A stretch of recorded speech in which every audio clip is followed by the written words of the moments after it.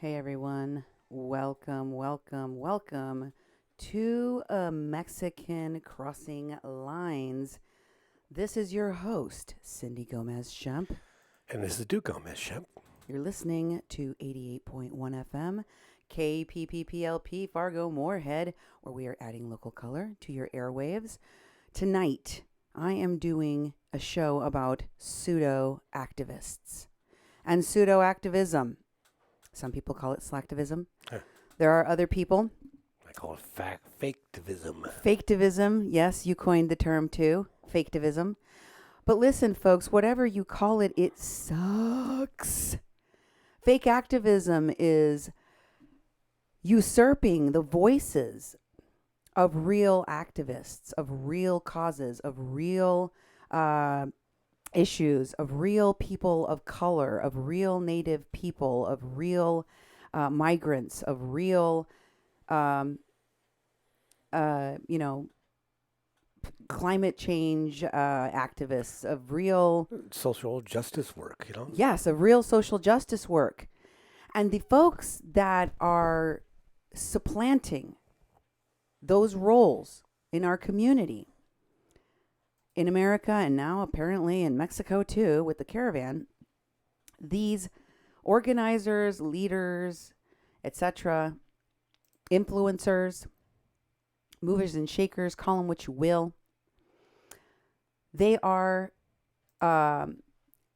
taking over issues that are very, very important to Americans, to people in this country and Mexico and Central America now, with the migrant caravans that we've had, mass migration that is causing so many problems for Central America, for Mexico, for the United States right now.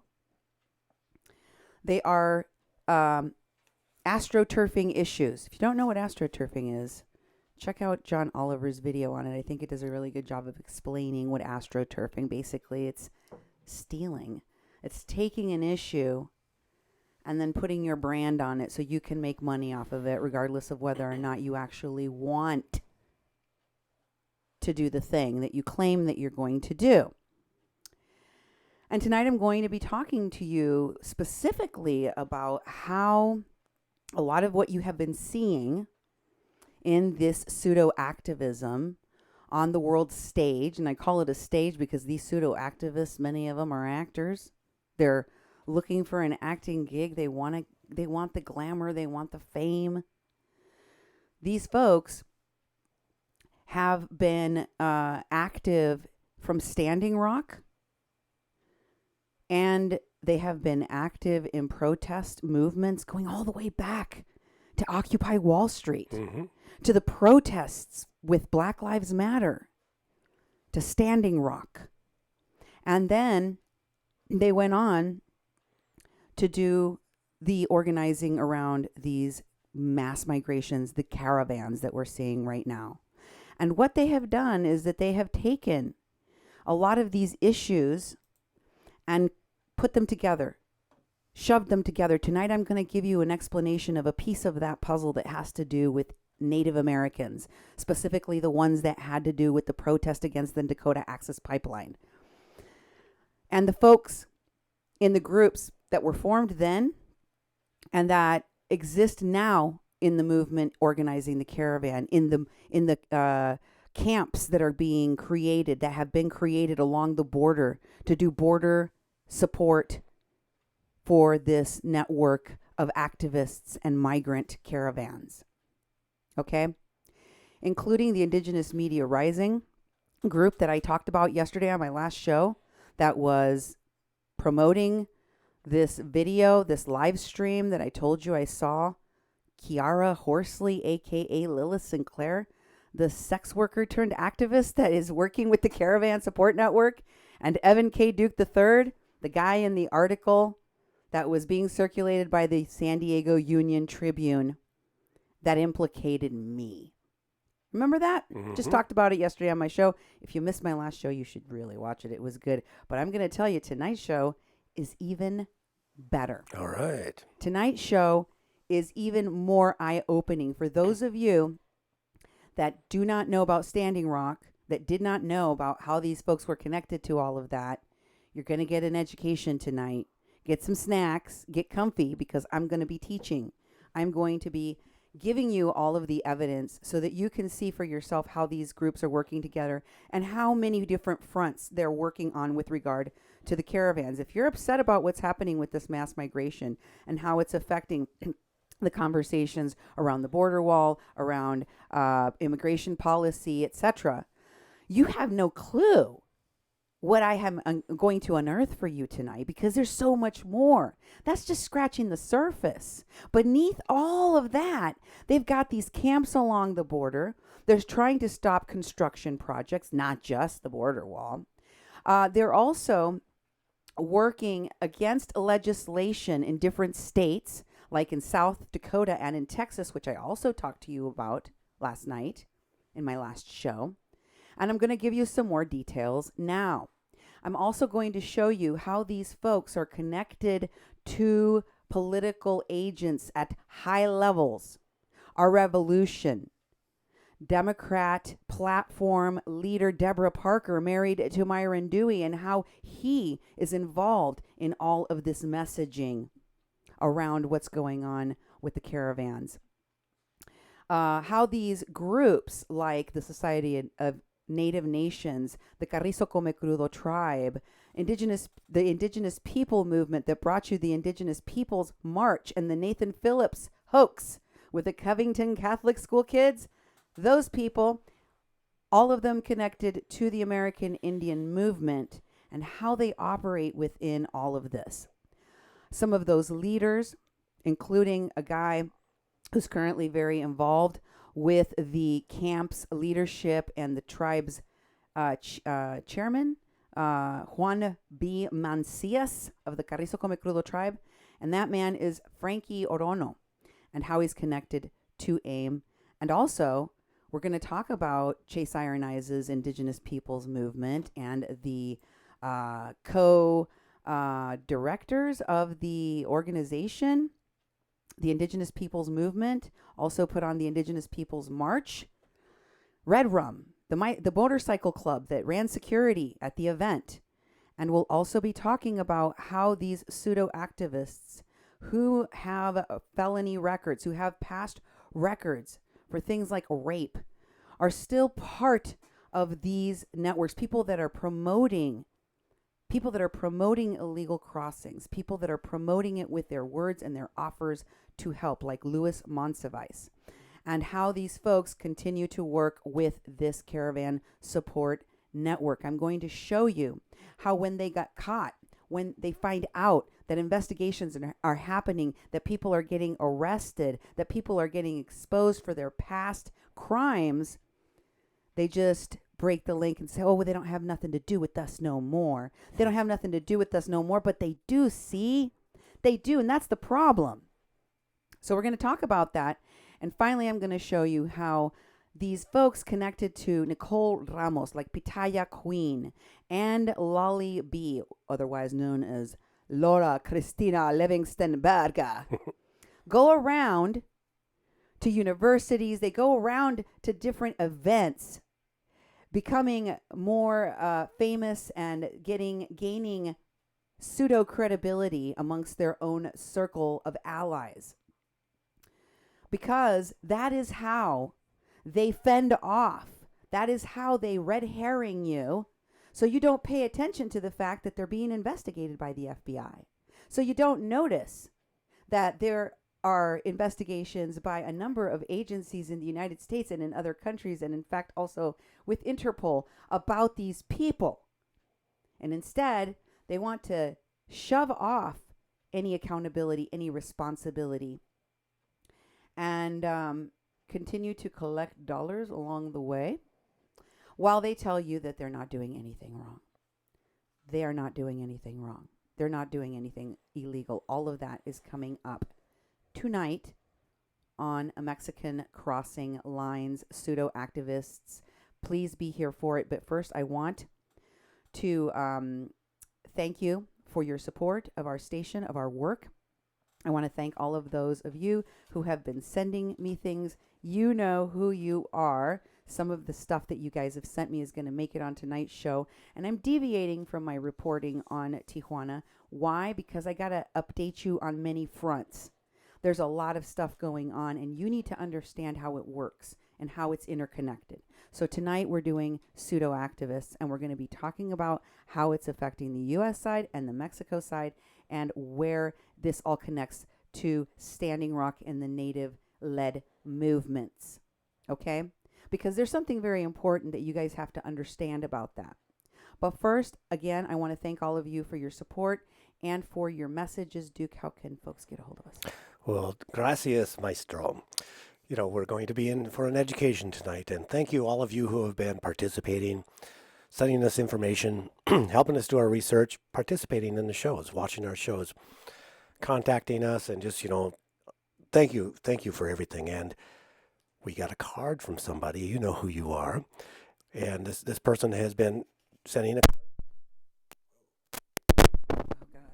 Uh-oh, microphone problem. I can't touch this microphone. Don't touch it. I don't touch it. Please, no touchy. This person, no touchy, just talky.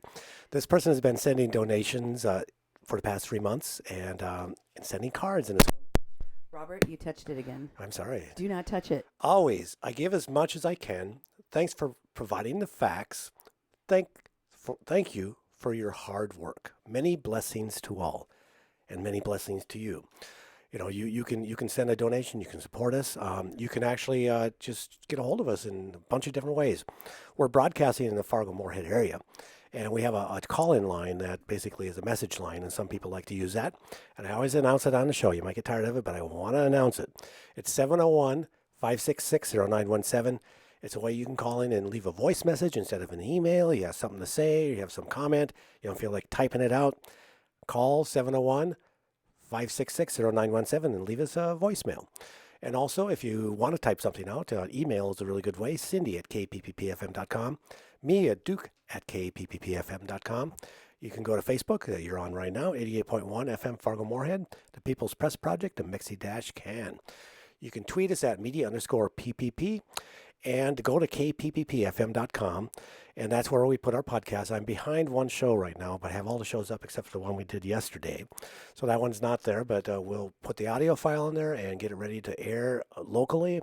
Sometimes I don't go on the air. Sometimes I don't use some of the shows because they're so visual and it's really hard for the audio to really capture what was going on in the show. But we try to promote that to go to our webpage so you can actually watch the YouTube version of this show. If you would like to join us on YouTube and subscribe to our channel, we'd really like that. Go to Duke 1517. It's basically Duke 1517, and it'll come up as Duke Gomez Shemp. And that'll be a way that you can support us and that we can actually have enough subscribers that we get more coverage. More people will watch us. We'll spread these shows around all over the place. When you're on kpppfm.com, please don't forget to go to donate, kpppfm.com. We're a non-profit, non-commercial radio station. We're community run. We rely on the support of people in the community because we can't charge for advertising. We can, however, do underwriting. And underwriting, like here's one right here. We have Melberg Christian Church Supply, Melberg Christian Book and Gift. Cindy recorded that one because I can't say their name right now. But it basically 4 times a day, an ad goes on our radio station, an underwriting advertisement, where people hear their name and associate them with our radio station. And we have their website on there, their address, their name, and people will go there. It's called underwriting. It's a type of advertising we can do. We can charge you for basically supporting us. You support us, it's a donation basically, and then we put your name on the air. So if anyone is interested in having their name on the air, helping us out, go to kpppfm.com/donate. You can read about the underwriting. Nemo's going to put some links in, so you'll be able to follow that easy.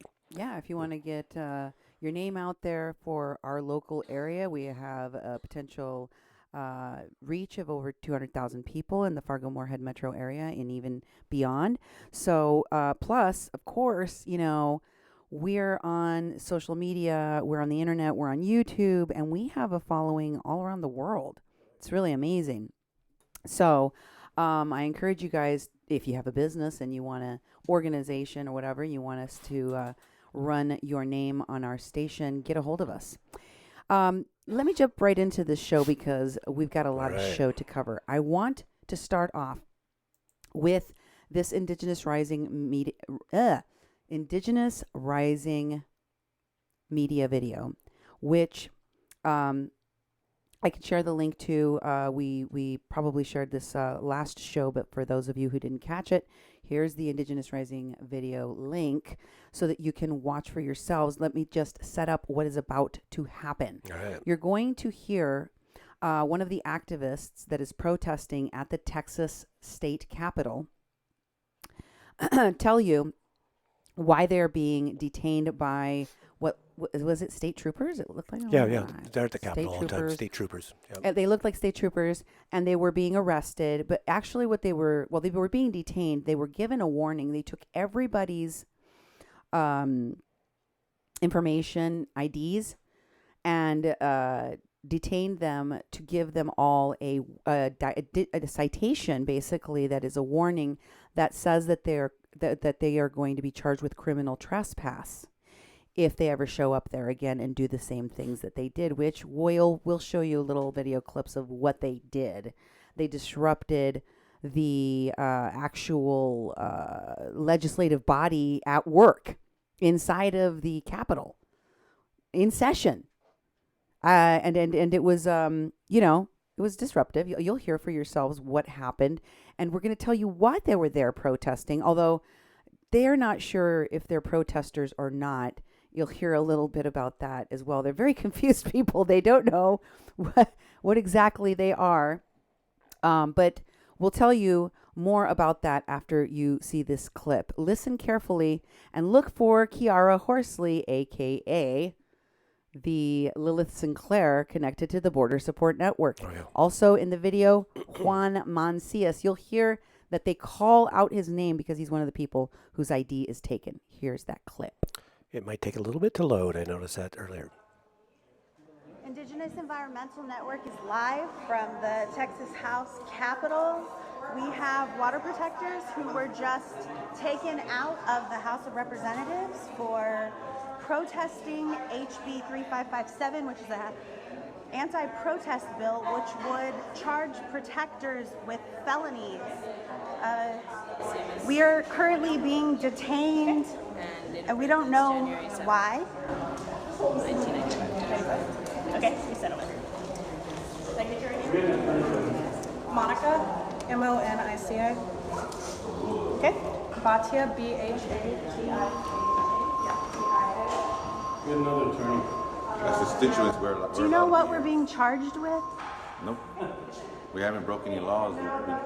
We've broken some rules, but we haven't broken any laws yet.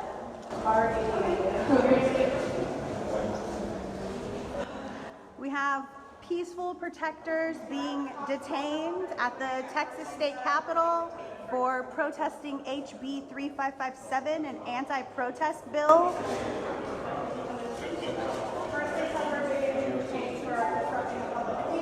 Capitol Police said that we were being detained for disrupting a public meeting. Now they're saying that we are being charged with criminal trespass. Everyone who came here to oppose this bill, whether or not they were dropping banners or chanting, just everyone who was.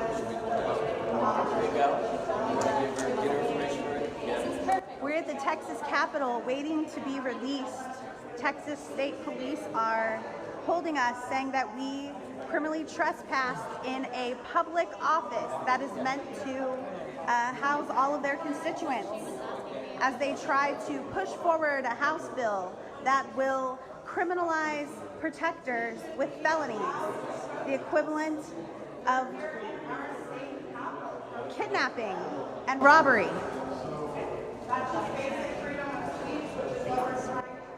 Texas Capitol Police cannot tell us what we're being charged with, but are taking everybody's information so that they can profile us in the future. Being on roads that go to where a pipeline is being constructed. Maybe We are not being charged with anything, but they refuse to let us leave. so we don't know what it means if this bill passes. But we know in Louisiana, 14 people are in charge. All right, folks. Here we go. You You guys are being issued a criminal trespass warning. Okay? What that means is you cannot return to the Capitol with any ill intent. You can come visit your reps, you can come visit your senators. This is your house to come visit. But if you come back with the same intent that you did here, breaking the rules in terms of dropping banners and disrupting meetings, you will be arrested for criminal trespass since one is now on file. That's why we had to get your information. We're going to walk you out to the outside of the building. Okay? Does everybody understand clearly what's going on? Yep. Can I ask you a Okay. question? You sure can. Okay, cool. So I wrote it down so I didn't mess it up. So you just said, Yeah. so you just said that we were, we as in the entire group, were being given a criminal trespassing warning. Yes. And that warning meant that if we come back with the same intent as today, which is to, quote you exactly, drop banners and disrupt a meeting, right? Yes. I have a quick question around photographers and the press, because while I may know these people, my intent wasn't at all to drop banners or disrupt or interrupt this meeting. I actually sat completely separately from these people. I actually did nothing but record and document, and I'm wondering for some clarification as to why I'm being given a criminal trespass warning when I didn't engage in any rule-breaking behavior whatsoever. One of the House members came up and said you were involved. That's all. That's all you got. And that's all the evidence you So need? that's what the House members. Can we clarify what that means then? Do you have that House member's name so that I can verify that or file a complaint for false accusation? So, are you talking about a House member, like a representative? Just can accuse anybody? Because she was not with our group at all. I can tell you, they just told us who was involved, and then whatever I went in there, that's all. I'm willing to wait a second if you can let me know whoever it was that. Well, when we got to that would be Okay, Mr. Mencius. If you'll follow the trooper route. Go. Ms. Falcone, You got it. you can walk out the door. Can we all walk out together so we're together? Torres? Ms. Torres? Is it okay here? We are finally being allowed to leave after Thank you. requesting You're a blogger. infrastructure of felony 14 people in Louisiana. Ms. Ray. By their state. Ms. Ray? Ray? Have all been issued. Sheila Ray? Her name's that Is she over there? here as media. I have to make sure that we're finally being allowed to leave. They all left. Ramirez.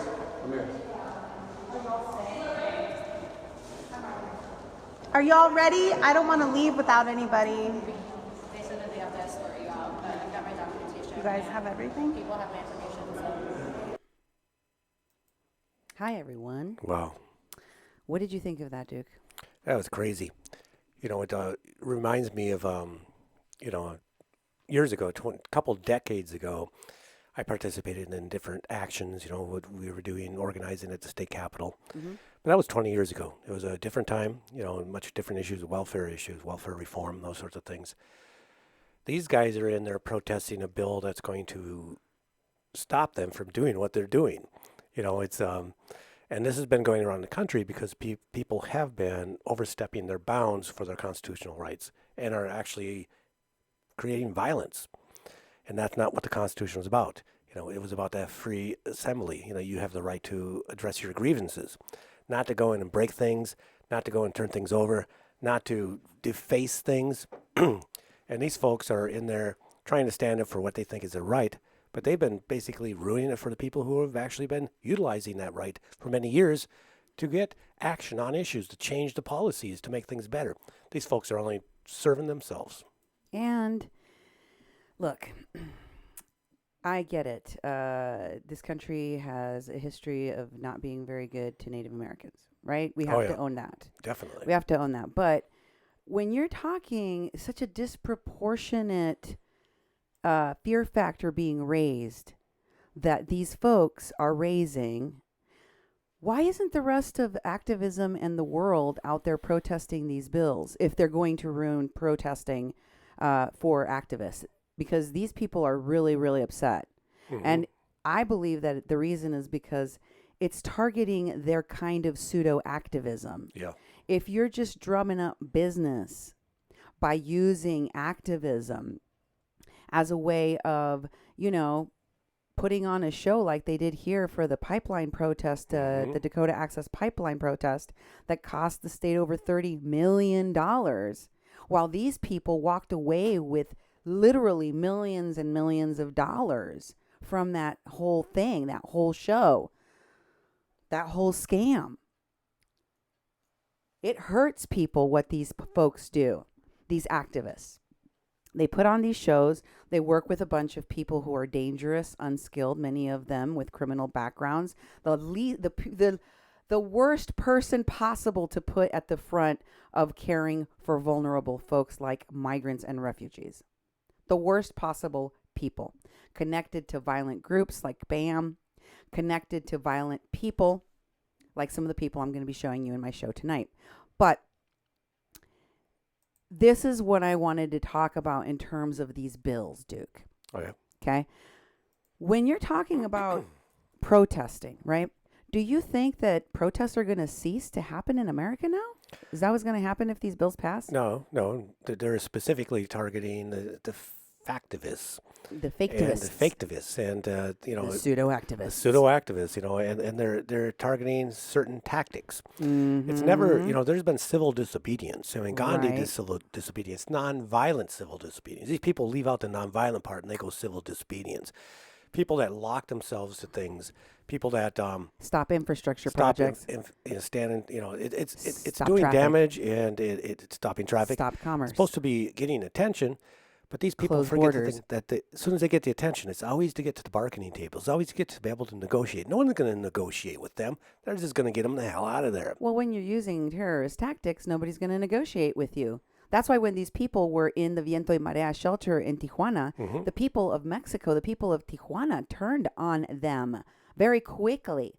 In the American media, they wanted to make it appear as if they were being targeted because Mexicans are fascist Nazis that hate migrants when Mexicans migrate all the time. It's a ridiculous proposition, but the American activists from the Border Support Network were able to sell you that lie. Because Americans didn't realize, weren't able to see the tactics that they were using to manipulate those who were the migrants that were in that shelter, to keep them there by lying to them and telling them they didn't have to leave, that they had lawyers working on it, that they had injunctions, that they were going to be able to stay there for years. All of it lies. All of it lies. So they ended up leaving, but not before they left a real sour taste in the mouth of people in that town. The migrants are going to have to stay and live there, People like Lolly B, people like Myron Dewey, all of these very privileged, very wealthy, travel the world, travel the country, many of them fake Indians, leading indigenous causes. They're not going to stay in Mexico and deal with what has to happen to Tijuana. People like Oscar El Blue Ramirez are going to be forced to pick up the pieces. People that live in Tijuana and in Mexico are going to have to clean up the mess left by these pseudo-activists. Not them. Then many of them, they're already on their tour, on their American tour. Junkets. On their press junket, so that they can promote their next hit. Whatever. Yeah. How come I turned you down. Oh, because it didn't sound. Yeah, that's better. That's a little bit better. Anyway, so here is what the Indigenous Media Rising Facebook page looks like, and it has a running banner at the top. And look at what this is one of the Indigenous Rising Media is one of the platforms that started at Standing Rock. Look at what is rolling. It's a little video that's rolling there on their cover page. It's a woman holding a baby, and she's holding up a sign that says #abolish ICE. Oh, yeah. Remember, I told you that the Border Support Network page was previously Abolish ICE or Occupy ICE. And remember that I told you its founder, Evan K. Duke III? is one of the people in the article that was referenced as part of some FBI investigation. Okay? Remember that? Oh, yeah, I remember. Okay. So, what else do they have on that little banner? Here's the second Indigenous Rising, Media Rising Families Belong Together sign. Now, you know what Families Belong Together is. I just told you they recently visited the Agape Shelter, in addition to the San Diego Union Tribune. And the hashtag is the name of the organization led by Paola Mendoza, the Colombian actress. Paola Mendoza, one of the co-founders of the women's movement, connected to Linda Sarsour. Right? Yep. You know who I'm talking about. We also have this next one, which has got a big group of people, and it says abolish ICE again. How did this Indigenous Media Rising thing become the new Caravan Support Network page? Yeah, really. Because I want you to see how they're promoting that. How this Indigenous-led movement page that started against a pipeline suddenly turned into an immigration detention center propaganda thing. Yeah. Okay? Because it's very different than what the page originally was. And here is the state capitol protest. I wanted to show you a picture that was posted. There's Juan Mancias in the cowboy hat. And then that feathered hair dress that is being worn by Frankie Orono. In front of him is a woman named Jennifer Falcone. And if you go to the right, you will see a bunch of people tagged in this post by Frank Hopper, who, by the way, you can see his avatar there. He's holding a giant camera, is a freelance journalist. Supposedly. He was there at the event. Remember, I told you they carry media with them. They put them in their pocket, and then they pull them out and go, write this story that's favorable to what I'm doing. Exactly. And they send it out. Says Jennifer K. Falcone of the, you went to the next one. Sorry about that. There we go. Okay. Sorry. Did you read that, honey? Yes, Jennifer K. Falcone of the Society of Native Nations speaks with officers outside the Texas legislature today. Behind her in the ceremonial is Frankie Orono, Juan B. Mancias, chairman of the Carrizo Comecrudo. To the left in the white cowboy hat is Rosie Torres, is to the right against the wall. The group held a direct action event today, which they unfurled two banners in the Texas House of Representatives. One read, "Kill the bill, save the land," and the other read, "Indigenous women won't be silenced." The action was intended to voice opposition to the HB 3557, which would make it a felony to protest against critical infrastructure construction sites. Similar bills, all written by the American Legislature Exchange Council, ALEC, are being promoted in 20 other states. ALEC's that conservative group that does legislation across the country. Totally anti-immigrant legislation most of the time. The group was detained and officers took their ID and other personal info. They were then given a verbal criminal trespass warning and told if they returned to the Capitol with the intent to do harm, they would be arrested and formally charged. Photo by Lilith Sinclair. A.K.A. Kiara Horsley. That's who she really is. Yeah. And so I don't see Kiara Horsley in the picture because she took the picture. That's right. And next we have who Jennifer Falcone is. There we go. This is her profile, and it says she is a communications coordinator at the Indigenous Environmental Network. She was probably the one taking the video, so she's connected to Candy Mossett White. She is connected to Joy Brunn, Dallas Goldtooth, and Tom Goldtooth, all of whom were very instrumental in the organization of the Standing Rock protest. And also, previously, she was with Raíces. Raíces has been part of this whole caravan thing and the Caravan Support Network. And something about District 5 Councilwoman Shirley Gonzalez. Okay. Next, we'll go back to Frank Hopper's page, the guy that posted the original thing, and look at the post he made about the bill. When you know you're in a fascist state when the federal government can waive laws protecting religious rights in order to build a border wall, and the state government can pass laws making it a felony to protest against dangerous corporate pipelines. Come on down to Texas, everybody. He's inviting people. So That's right. for a second, let's talk about how crazy it is, because you didn't know that they were protesting the infrastructure project that is the border wall. Yeah. Did you? Nope, didn't know But that they part. let you know. They let you know that was part of it. That guy right there, the freelance journalist, just told you. You know, when you're in a fascist state, I didn't know we had gone full fascist in America already, know. Duke. Did I miss it? Oh, you must have missed it. Happened like on Monday. Did it? Okay. All right. I was shocked to learn that we are already living in a fascist state. It's like full fascism now. So, this guy Frank, he is with Mr. Orono, and Orono is one of the people here. It says Frank Orono posted this on his Facebook about this protest. Great day at the Capitol with these amazing people that love our people, water, air, land, and all life. To have a healthy, sustainable future won't be silenced. And there they are, the whole group of people you saw in that video. There's Orono with his little feather hat on.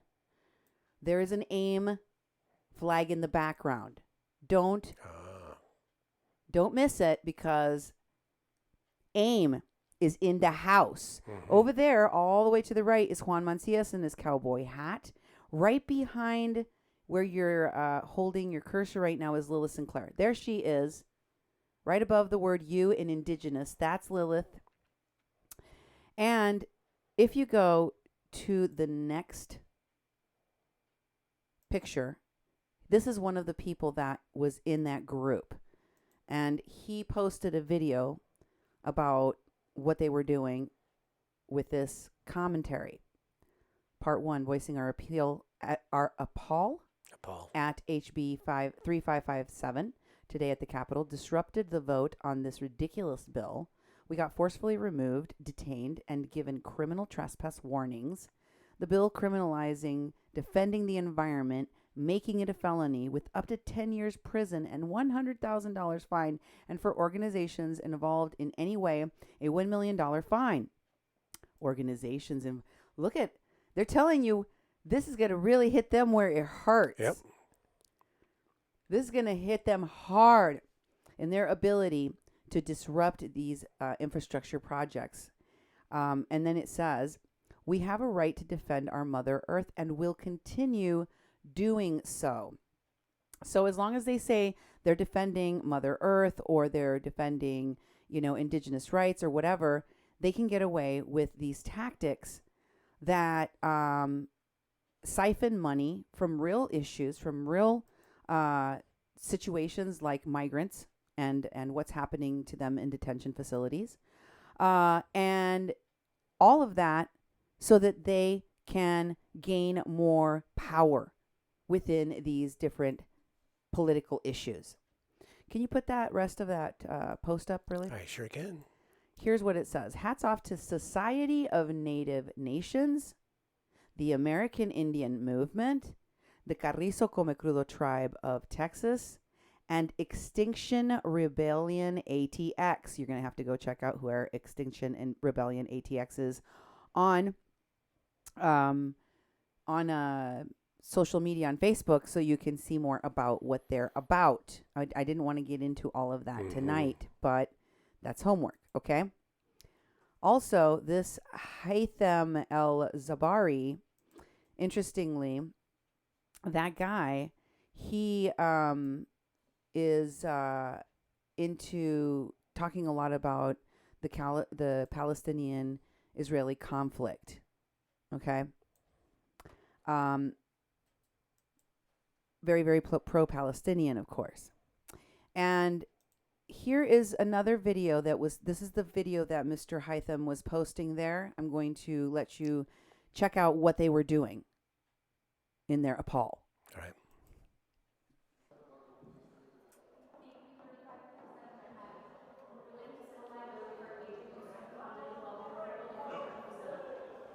Kill the Palestinians! over-criminalization. It's over-criminalization. It's over-criminalization. It's over-criminalization. It's over-criminalization. Over-criminalization.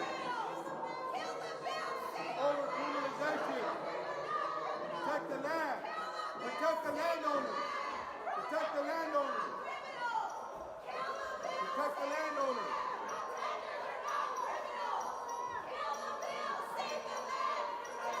It's over-criminalization. It's over-criminalization. We have laws already for those things. It's over-criminalization. You can't see it. Think about your children. What if it was your children out there protesting? What if it was your children fighting for a better future? Do you want them to get bored? The things coming from the office?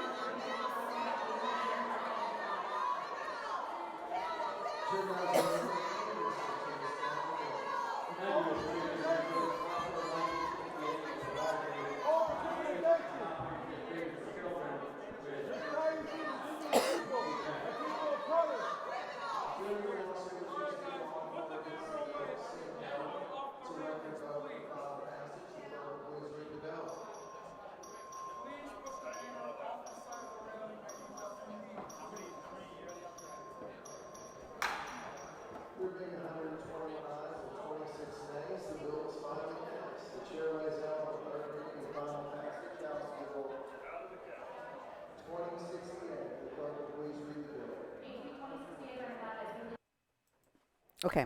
Yeah. That was a mess. It was. The thing that I react to when I see that is, if you're going to get involved in the legislature, I see a place for protesting at legislatures, but it's like they have committee hearings. Go testify. Get people from the community to testify to prove your point. The idea is that you have citizen legislatures who represent the citizens that vote them in, and you can participate as a citizen in the legislature. Go there and put the testimony, put the arguments together to fight against the bill. Get people to fight against the bill that can actually vote on it.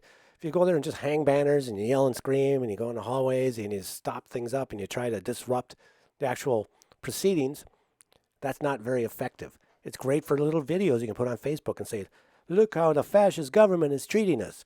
And it just looks lame to me. It doesn't look very well organized, very ineffective, and it really bothers me because, once again, there's a place for protesting at legislatures, but there's also a place for testifying, there's a place for lobbying, there's a place for actually putting pressure on public officials to change their minds and convincing people what they're doing is wrong and making sure the community is represented in those state governments. And these people aren't doing any of that.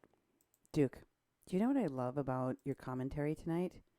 Because as a trained activist organizer, you can see through the pseudo-activism and really explain to folks why this is not the most effective way of doing things if you want to really do it right. Right. I just love that because, and you got the street cred. You've been doing this for over 20 years. Oh, yeah. Probably longer now. Oh, yeah, longer than that. 30 almost? Yeah, I've been to state legislatures lately, but I did my share. Minnesota had them every year. North Dakota had them every 2 years. I went to North Dakota every 2 years for well over 20 years.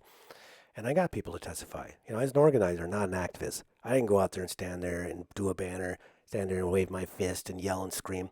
I had other people do it, because it was the people that were affected by the issue who are out in front fighting for the issue and trying to convince people to represent them.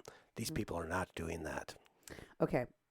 Next, I want to go to the Indigenous Environmental Network's post about the lawsuit that they're involved in. This one says that there are plaintiffs on the lawsuit, including 4 organizations: the Indian Collective, the Indigenous Environmental Network, the Sierra Club. Wow. What does the Sierra Club have to do with Indigenous issues? A lot, it turns out. Remember, the Sierra Club veterans were camped out at the camp the Carrizo Comecrudo tribe chairman started with Evan Duke on the border. Yeah. Yeah, remember that? Mm-hmm. Mm-hmm.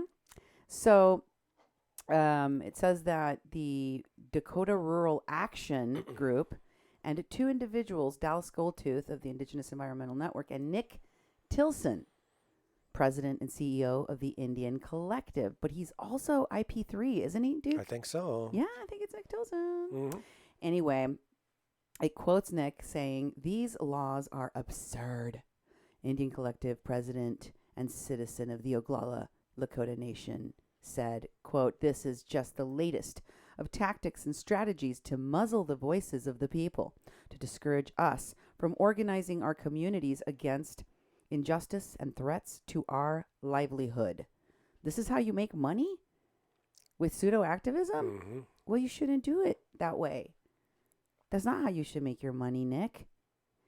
It's also an attempt to over-militarize Indigenous peoples' resistance, criminalizing our work to defend, develop, and decolonize Indigenous lands and our communities.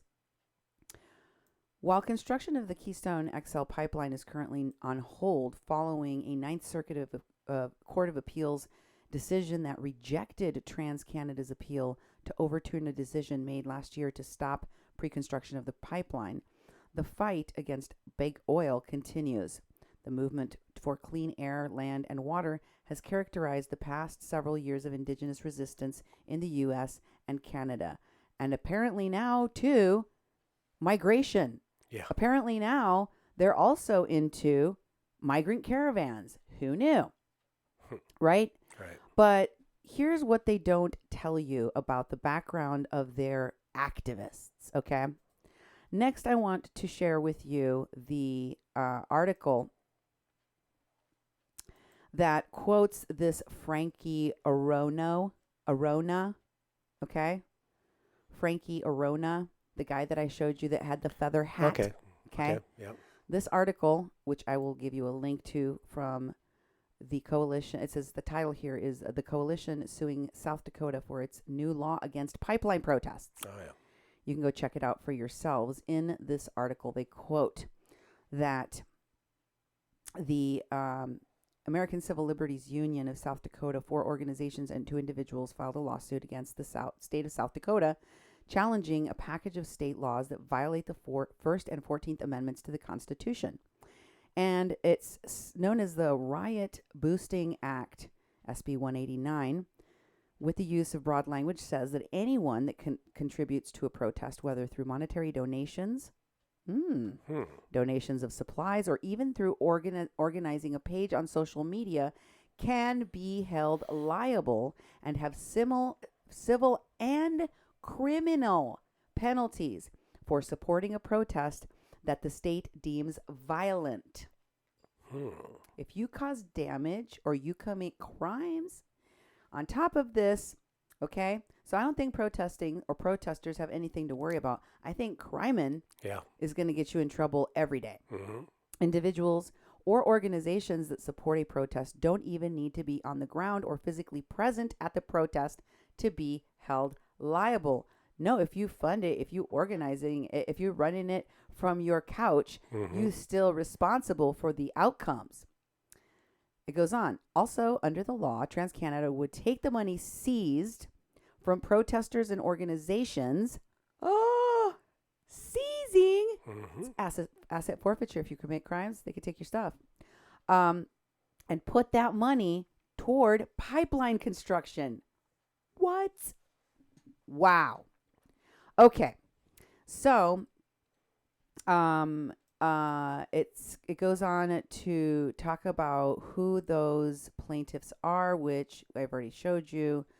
And it quotes Nick Tilson, and he says, this is a little bit vomit-inducing for me, because he's going to put Martin Luther King's name in his mouth in a minute. Okay. And Cesar Chavez's name in his mouth. And then talk about Standing Rock and water protectors. Yeah. Yeah, because that's always front and center. Don't miss it. Quote, "This country has always become better when people have taken to the streets, to the fields and halls of injustice," said Tilson. When Martin Luther King Jr. marched in Selma, when anti-war resistors held sit-ins, when Cesar Chavez organized the Union Farm Workers, and when we made the stands for water in Standing Rock, it all has made this country better. No, you didn't. You didn't make the country better by protesting for over a year at Standing Rock. You left a big mess behind. You burned a bunch of stuff. You almost killed people there. There was actually somebody that was that died there. You put Kathleen Bennett's mother in an early grave. You put innocent people in jail. You put others in hospitals in comas. The work that was done at Standing Rock hurt a lot of people and cost millions of dollars while a bunch of frauds and pseudo-activists hauled off millions and millions and millions. And the pipeline wasn't stopped? No. How exactly? How? Explain. Como? Where? Where did you make things better? Mm-hmm. You got a bunch of people arrested, thousands, almost thousands or more than 1,000 people arrested. Most of them pled guilty. They all have records now. Most of those people can't even go to protests anymore because of those charges. Explain. What do you think that means, Duke?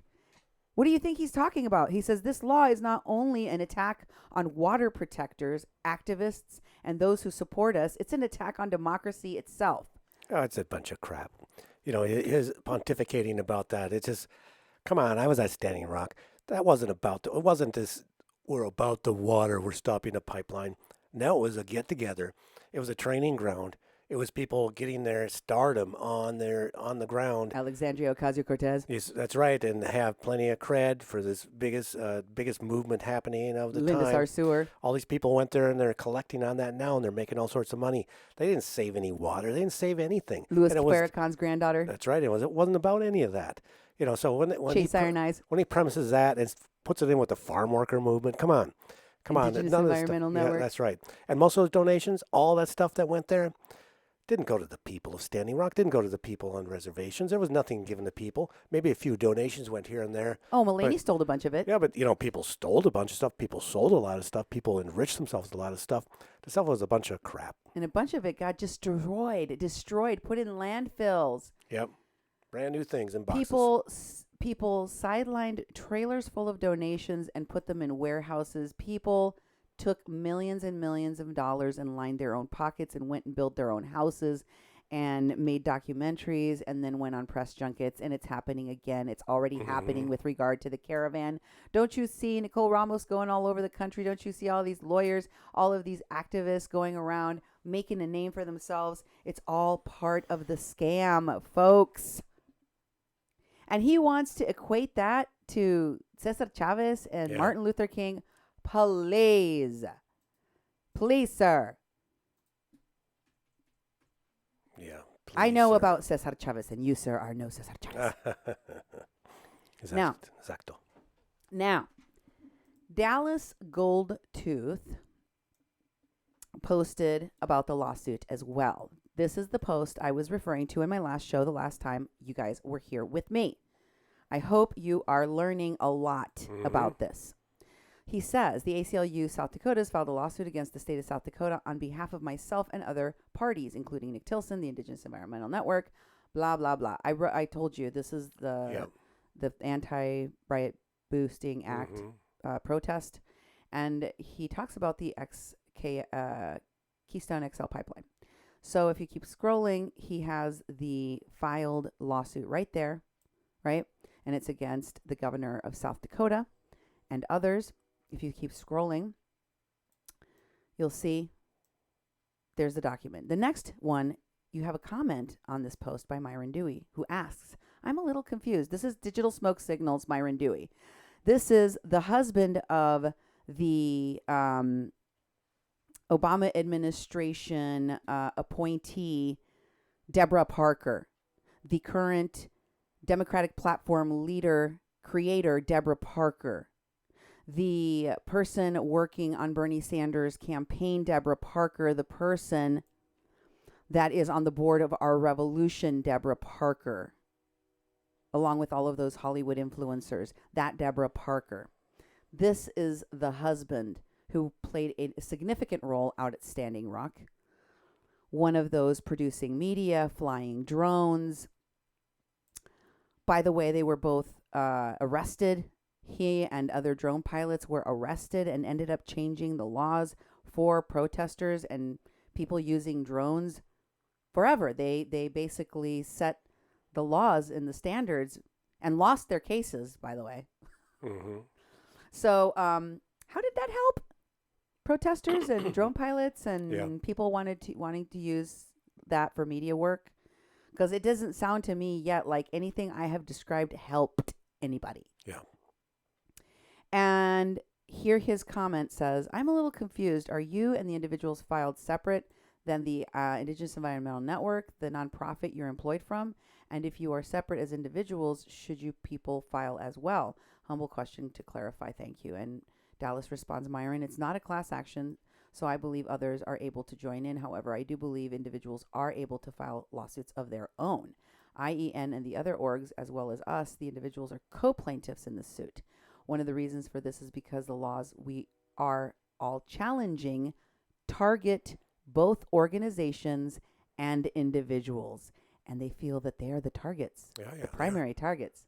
And they are, because they're the people that orchestrated and brought you the Standing Rock show that cost the state of North Dakota over $30,000. Okay? 30 million. 30 million. 30 million. 30 million with an M. Sorry, folks. Sorry.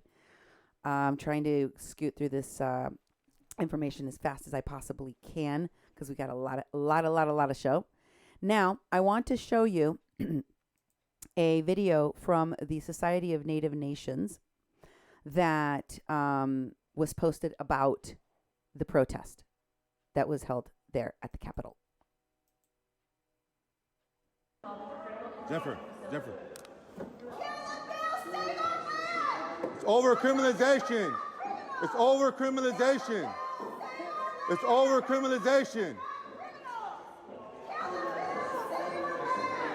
It's over criminalization.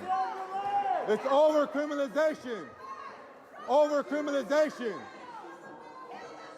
It's over criminalization. Protect the land. Protect the landowners. Protect the landowners. Protect the landowners.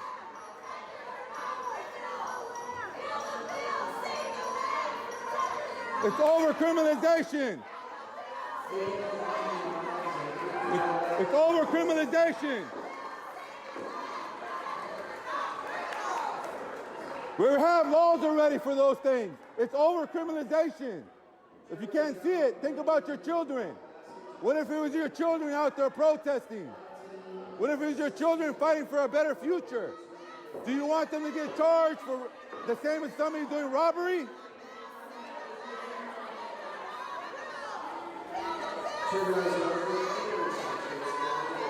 It's over criminalization. It's over criminalization. You're silencing indigenous people and people of color.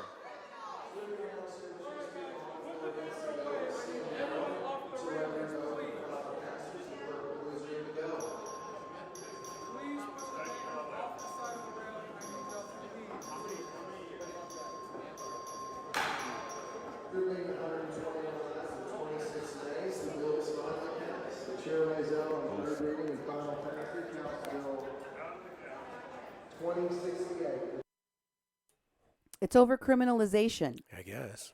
It's over criminalization. Do you think for a minute that these folks really care about over criminalization? No. When many of them that were involved in the pipeline protest that I brought to you connected to Dallas Goldtooth. Dallas Goldtooth was one of the headsmen working with the folks that tossed Kathleen Bennett and her family out of the camp and had the paramedics take her mom to the hospital so that they could got custody of her mother and throw her in jail and falsely accuse her.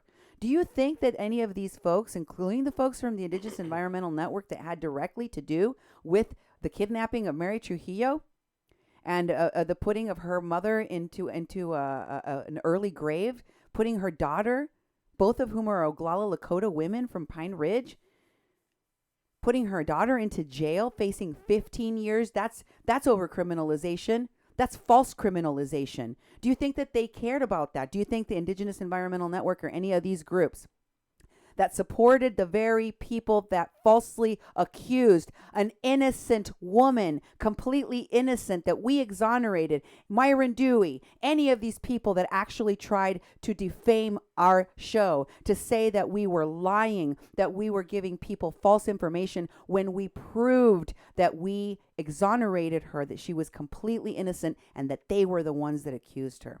They were the ones that covered it up. Do you think those people, the people that wanted that woman to face 15 years in jail for a crime that never happened, care about overcriminalization of Native American people, of people of color, or silencing the voices of people of color when they're trying to silence ours? A station that is led and run by Mexicans and a white man, a very cute, good-looking white man, smart white man. Oh, yeah. Mm-hmm. Who I love. But seriously, I mean, most of our interns have been people of color. We give the voice to the voiceless here at 88.1 FM, and these pseudo-activists squash it. They silenced a whole bunch of people of color. Me, Kathleen Bennett, her mother. In fact, they put her in an early grave and didn't look back. Never apologized even. You think those hypocrites really care? No.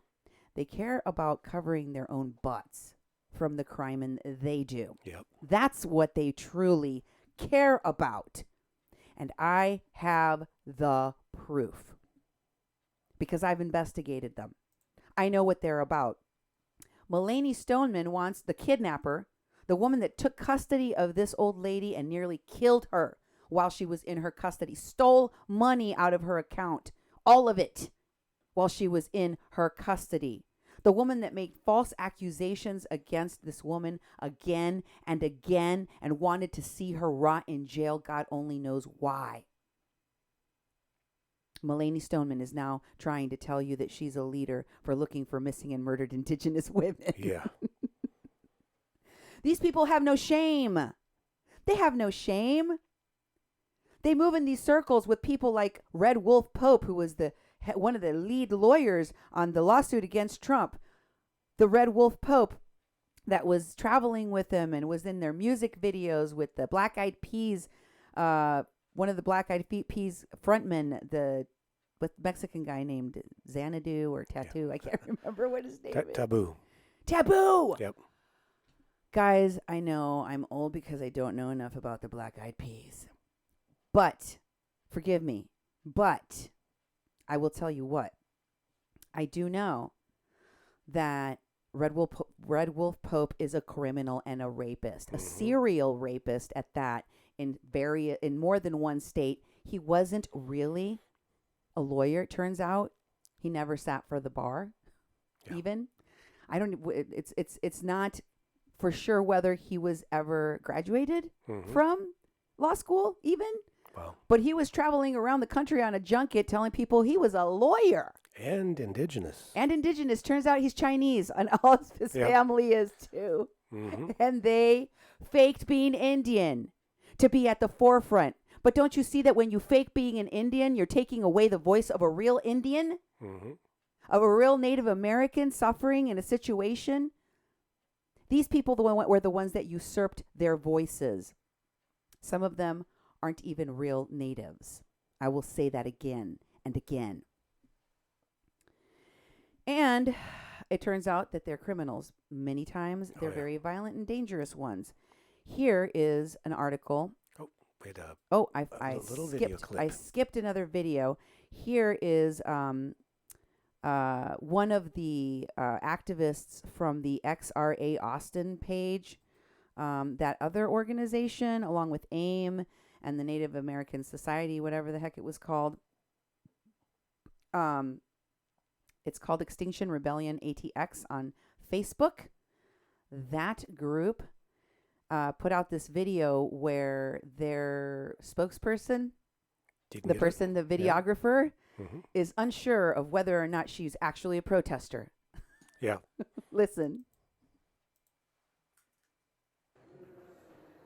I'm here at the Texas State Capitol. Protesters just unrolled some banners at this Texas state capitol. We are protesting House Bill 4557, which would make 3557, sorry, that would make protesting pipelines and their infrastructure a felony. We're not protesting, we're protecting, thank you. Here we're being detained by several officers here in the Capitol for protesting or protecting the land at a public meeting. You're not a protester, you're a protector. Yeah, that's right. I'm not a protester, I am a protector. She didn't get her lines right before. Didn't go to the meeting, the strategy meeting before the action. No, and they're like, we're here protesting the bill that would make protesting illegal. You're not a protester, you're a protester. I am not a protester. I am a puppet, and somebody is talking through me. Mini Wachoni. Aho. Aho. Good. And by the way, that confusion extends to a lot of their leadership in the puppetry as well, because they're mimicking their pseudo-activists. Somebody is giving them a script. Many of them, as I have told you, are actors. Mm-hmm. Who else was in the courthouse? Who else was in the state house? Excuse me, the Capitol. Who else was in there? AIM was in the house. Here it is. Hytham El Zabari posted Society of Native Nations, the Carrizo Comecrudo Tribe of Texas, the American Indian Movement, and Extinction Rebellion ATX in the house. And look, there's all those guys. Look at how they're dressed. Yeah. Look at how they have their patches. It reminded me a lot of the motorcycle club that ran the security for Congresswoman Deb Haaland at the Indigenous Peoples March in Washington, D.C., and that were the security for the march and co-directors of the organization, the Indigenous Peoples Movement. There's a lot of folks like this there from that. Next, we have their post about AIM. This one is from Frankie Orono, the guy with the feathers on his head that you just saw in the video at the courthouse, at the state house, excuse me, at the Capitol. And it says, it's not about me, it's about my people, with Pete Gutierrez, Kaylin Hogans Gutierrez, and Dave Ortiz, and Maida Garcia. And you can see they're all wearing their American Indian Movement jackets, vests, I guess, with their fists up in the air, and they're wearing berets, some of them. Mm-hmm. And next, we've got Frank.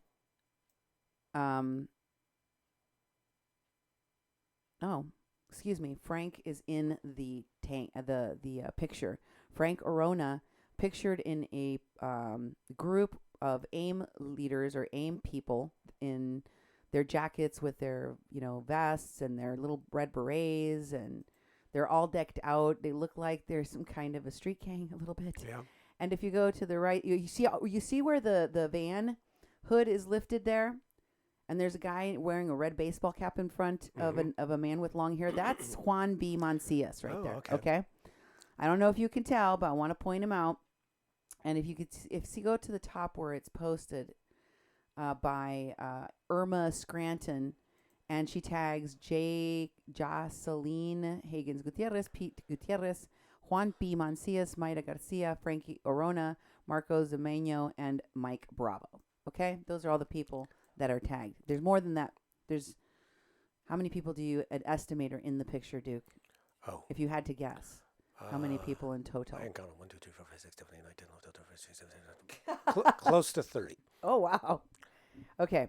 So AIM was in the house, and Frankie is in AIM, and Frankie and Juan, it says right there, you guys look bad to the bone.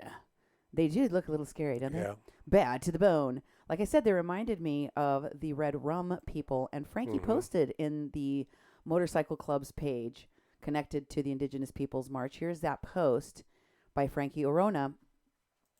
And as you can see, this is the page for the RedRum Motorcycle Club that ran security for Congresswoman Deb Haaland at the Indigenous Peoples March, and also ran the security for the march itself, and were co-organizers, fundraisers for the event along with Chase Iron Eyes. If you could show the emblem of the page, RedRum Motorcycle Club there, so people can see it's from their page on Facebook. And then go to the post, please. It says, Frankie Orono to the Motorcycle Club, RedRum Motorcycle Club. Our relatives in Louisiana need us all at the Energy Transfer Partners fight. This is from August 28, 2018, by the way. Fight out at the Low Est La Vie camp, No Bayou Bridge, this Labor Day weekend. Society of Native Nations is answering the call. Hey, that's the same Society of Native Nations that we saw at the Capitol. Please join us this weekend at the front lines.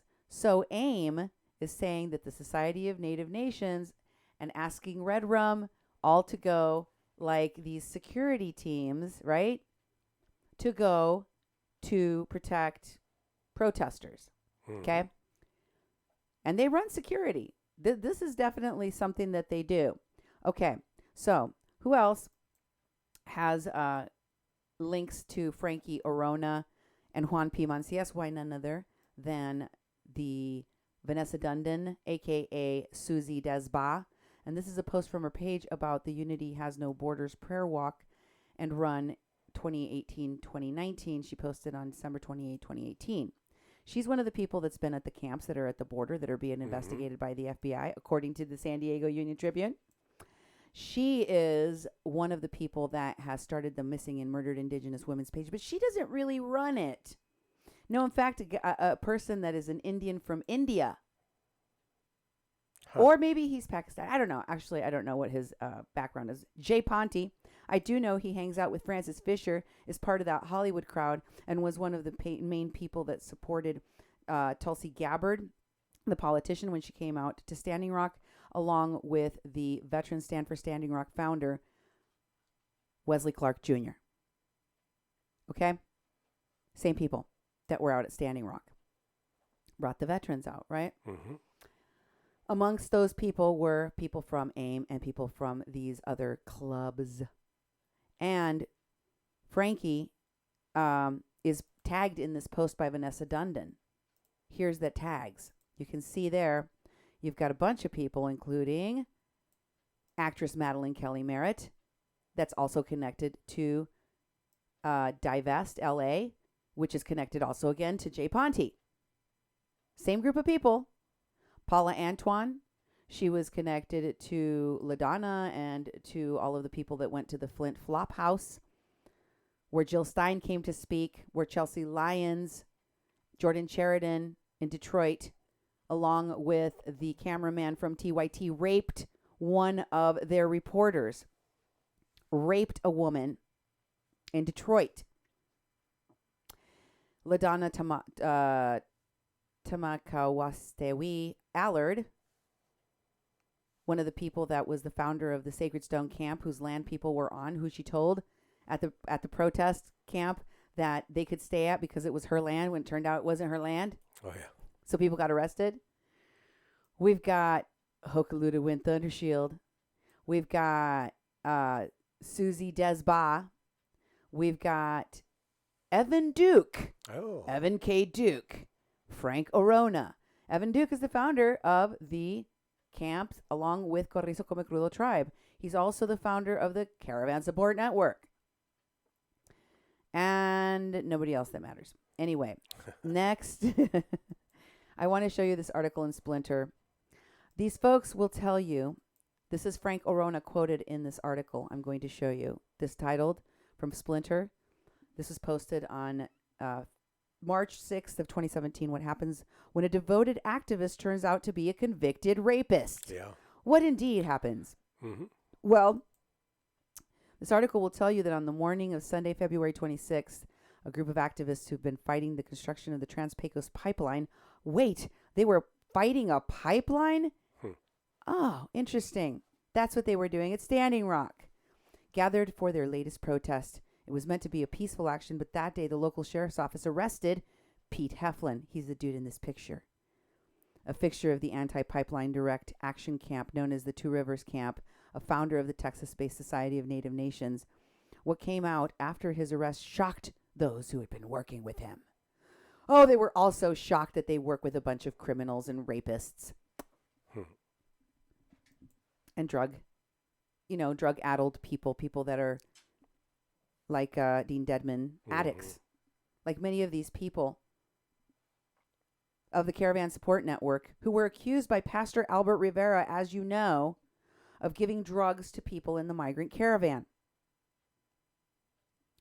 This was told to him by the boy that these folks kidnapped from his shelter. I showed you all of that evidence here. You can also find the article about that on ToriSays.com. Nemo can drop the article link for you. I just want to keep reminding you of all of the crimes that they get involved with. Kidnapping, raping, kidnapping. Yeah, like serious stuff. But we're not supposed to talk about that because you'll hurt the movement. Yeah. You'll hurt their campaign for good because their hearts are in the right place. Never mind that people are going missing, that people die, that people are facing 20 years in prison, falsely accused for crimes they didn't commit. Never mind that people are getting raped. Never mind that people are getting defrauded to the tunes of millions of dollars. You just keep on moving. Nothing to see here. But there is, folks, there really is. According to this article in Splinter, the link will be shared with you for you guys to be able to read this in Splinter. It says CBS 7 reported his arrest this past Saturday stemming from a tip to the Presidio County Sheriff's Office received earlier this year that Gutierrez was wanted in California for parole violations. He was subsequently found to be using a fake Social Security card, and when the Sheriff's Office ran his fingerprints after his arrest, his true identity came to light. According to the Houston Chronicle, while living in California, Gutierrez had been convicted for numerous crimes over the years, including forcible rape, forcible oral sex, possession of a controlled substance with an intent to sell, a sex with a minor under the age of 18. So rape, child rape, controlled substance, drug dealing. Okay. Fits the profile of a lot of these water protectors that we have been talking to you about here. He went in and out of prison before being released on parole in 2002. Sometime after that, he and his wife, Jacqueline Hagans, left California, eventually making their way to Texas. Hagans declined to comment for the story. The news shocked me as well. I met Mr. Gutierrez myself in early January when I had gone down to the Big Bend region of the state to report on the campaign against the pipeline. At Two Rivers Camp, located on a dusty patch of land in the Chihuahua Desert, I often found him sitting around the sacred fire, a bandana wrapped around his long silvery hair and a cigarette in hand, where he shared with me what I now realize was a heavily redacted version of his life. Telling someone else's story often requires a blind belief that people are, for the most part, who they say they are. Suspicion is suspended unless there's ample reason to question the truth of their narrative. I trusted him in part because it was clear to me that everyone at the encampment trusted Gutierrez as well, and looked up to him as a Native American elder who had been involved for decades in environmental justice movements. He had thrown himself into the quixotic fight against the Trans-Pecos pipeline, and he and his wife regularly made the long drive from the small town outside of Houston, where they lived, to the remote western corner of the state, all for the sake of an ideal. Gutierrez's dedication was never in doubt. All of which makes his deception all the more baffling and painful to those who knew him. I had no idea, Frankie Orono told me. That's the same Frankie Orono that is at the courthouse, at the Capitol building, in the feather hat, protesting. Same Frankie Orono connected to AIM and all of these other groups of these security teams, or whatever the hell you want to call them. Bicycle clubs, gangs, I don't know. Frankie Orono, that Frankie Orono, here in this article, way back when. Don't forget, this is an article from 2017. It is now 2019, right? He had no idea, Frankie Orono had no idea that he was hanging out with a violent criminal. But you know who else was also at this pipeline protest, who was called in a different article that I had shared with you previously when I did a show about him? And Patricia Akwomu and the current activism of Louis Monsiváis within these caravans and showed you an article with this Rabago guy that called them brothers. They both had the same name, Gutierrez. Oh, I remember that. Louis Monsiváis Gutierrez. You know who else is involved in this very same pipeline fight, who was also exposed along with this guy of being a violent felon with a criminal past and being an actor and being a stunt man, a well-known stunt actor in Hollywood? Louis Monsiváis. He's not in this article, but he's in the protest camp where Mr. Orono currently is and has been. He's with the same activists that were with him at that protest camp in 2017. Don't get it twisted. These people will lie for each other. This is a post by Digital Smoke Signals Myron Dewey. At the very top, you can see it. Butterfly Sanctuary, Mission, Texas. Sanctuary threatened by the Trump's proposed wall. And who is it that comments on this December 1st post? Look at the very bottom.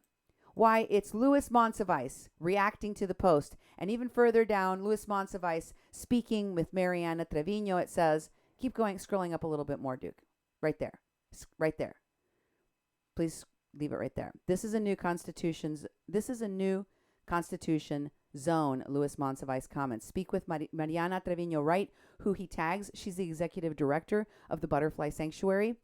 She's the one that we showed you before. And he says she runs the center and she tags her, so he knows her.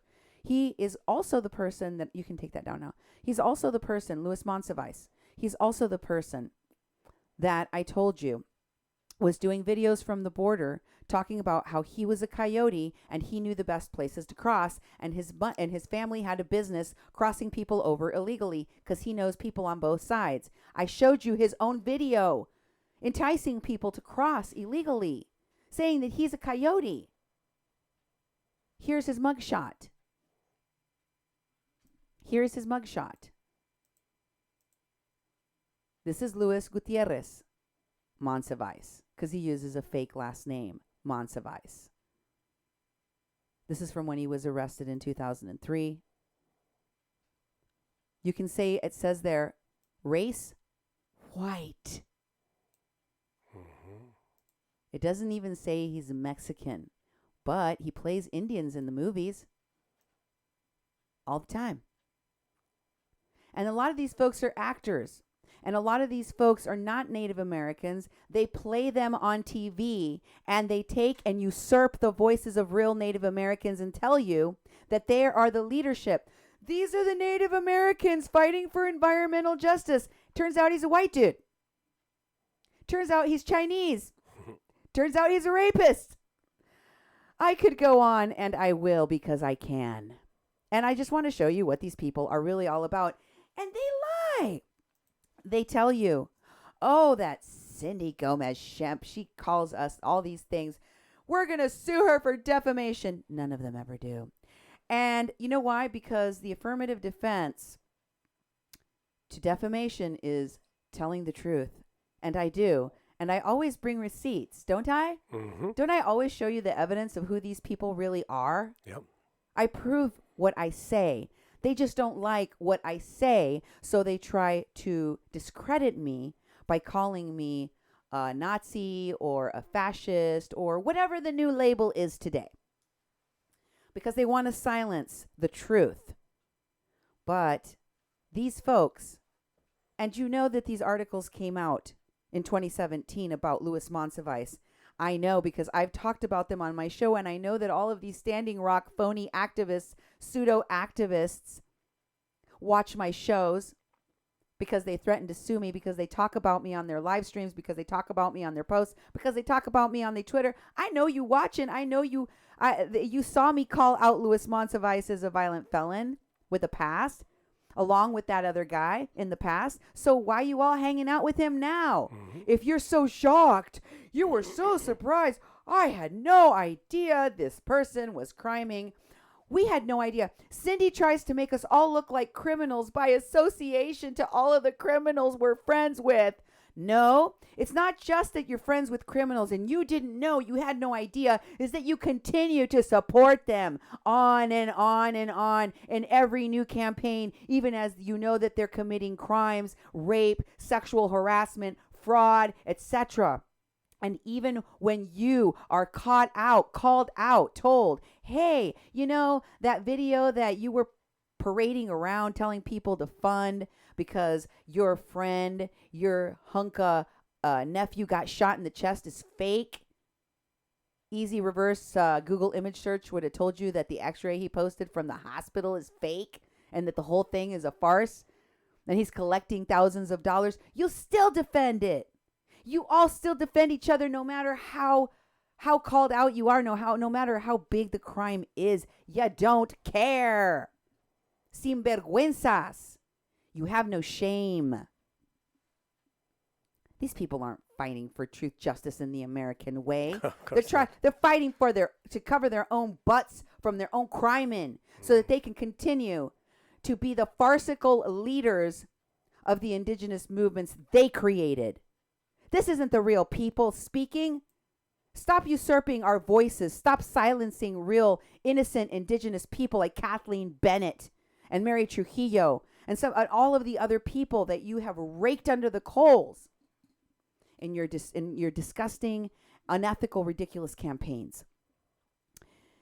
Next, I want to show you how they feel about. Here's Frankie Orono with Juan Mancias. That's Frankie on the left, and Juan Mancias of the Carrizo Comecrudo tribe. And they're in San Francisco. Remember last year in September, Duke, September 8th, 2018, they were all in San Francisco. Okay, yeah. San Francisco. They were at that, you see the banner in the back? Mm-hmm. You see the banners there from the Standing Rock banners for that IP3 and Nick Tilson made? Oh, yeah. They were at the Rise to Resist something, climate summit, something about climate change. Because, see, ultimately, this all has to do with Ocasio-Cortez's Green New Deal and all their political BS, okay? All their democratic socialist BS, okay? Because it's all connected. I'm going to show you real quick, okay? Stay with me. Here's Juan Mancias, Juan Mancias post about this bill and what he sees it as. This is the Frankie Orono Dallas Goldtooth post. Gotcha. This is Dallas Goldtooth of the Indigenous Environmental Network at that same event with Frankie Orono in San Francisco. San Francisco. If you go to the top of that post, you'll see that it was also from September 8 with Frankie Orono. And you can see the banners in the back. And it talks about climate change, climate justice, rise for climate justice. That was one of the names they had all over their stuff. Indigenous Environmental Network was all over it, part of it, with it. Do you remember who else was there, Duke? While you think about it, I want to show you Juan Mancias's take on ethnic cleansing with regard to this bill. I think it's a little exaggerated. You tell me what you think, okay? Okay, I sure will. Racist legislation is not equitable representation in raising charges to felonies with Texas SB 3557. Ethnic cleansing to justify white privilege of oil and gas corporate bullies is not a law, but a racist attempt to control a plantation mentality. Hashtag racist legislation is not equal representation. Hashtag build a village, save the earth. Hashtag Yauli village. Hashtag Lahai village. There's another camp. And then, of course, you know about the camp that's at the Butterfly Sanctuary. So we have the Somisek camp, the Yauli camp, the Lahai camp, and it says see more. I'm just assuming there's a long list of camps now all along the border, and there's going to be more, and they're going to be all along the border states, not just in Texas.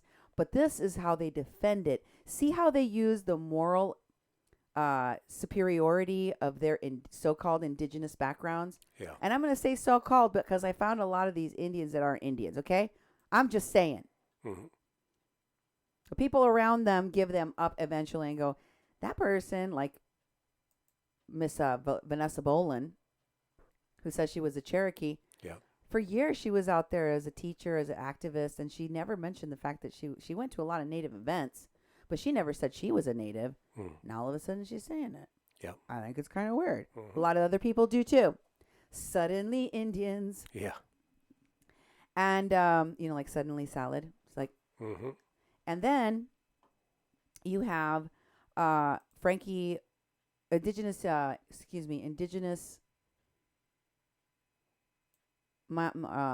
Mason Bobby Leonard, who is the security for this camp, where Louis Monsiváis, Myron Dewey, all of them have talked about their support of the Carrizo Comecrudo tribe, who is also linked to this post. Would you read this one, Duke, for me? Yes. Bobby Leonard. Let's see if I can get my camera switched here. Mason, Bobby Leonard, Carrizo. Such a long scene, it's hard to scroll through to get where I need to go. Pine Range, South Dakota. Oglala Sioux President Julian Bear Runner announced that the Tribal Council voted unanimously to ban South Dakota's Governor Christy Noem from entering its sovereign land. So the Tribal Council voted in Pine Ridge to keep the governor from entering the sovereign land. The Lakotas took this action after Governor Noem supported 2 new bills that seek to punish water protectors and their allies by criminalizing them and labeling them as riot boosters. This comes after South Dakota created new laws to extract money from anyone who interferes with the construction of dirty and deadly oil pipelines, such as the proposed Trans-Canada Keystone XL pipeline, which could poison the entire region's water supply with dirty crude oil from Alberta, Canada. Bear Runner has said the bills unfairly target Native Americans seeking to protect treaty lands. Folks, if you really care about this country, if you care about the sovereignty of your country, if you care about your borders, if you care about security, if you care about protesters using tactics that will shut down borders, which I consider to be terrorist-like tactics, create these violent clashes with law enforcement, border patrol, homeland security, etc., all of you need to share this show information. You need to share this program from kpppfm.com, Duke 1517 on YouTube, or our Facebook channel, 88.1 FM, Fargo Moorhead. You need to shout this from the 4 rooftops, shout this to the 4 winds. You need to tell everybody about this. This is an important piece of the puzzle most Americans don't understand. Maybe it's something you didn't know about because it involves all these Native groups and Native Americans.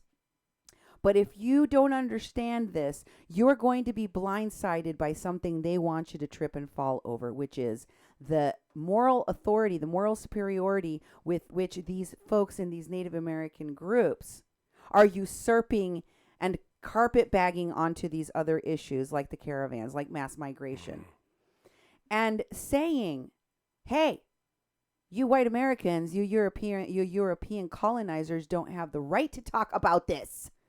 You don't have a right to an opinion on this. You shut up, you European colonizer. We are here to say nobody is illegal on stolen lands. They made t-shirts, folks. I ain't even lying. They're going to bring you the condor and the eagle. And they did. Juan Mancias says here, I am a human being, not a protester, and no white man can put labels on me. They make laws to break natural law, and line their pockets at the expense of our ancestors. The evil justifies their annihilation of the planet Earth with racist legislation. Stop racist SB 3557. Send the committee this Facebook link so they can see how racist they are legislating racism. Woo. That was a tongue twister. And let me tell you something. He's just mad that they're taking away groups that use these tactics to line their pockets. And penalize them and hold them accountable for terrorist-like tactics like the ones that they have been employing now internationally across 2 borders. Several borders. So, Indigenous peoples, Frankie Orono and Dallas Goldtooth, we already went that one? Did we already do that one? Okay.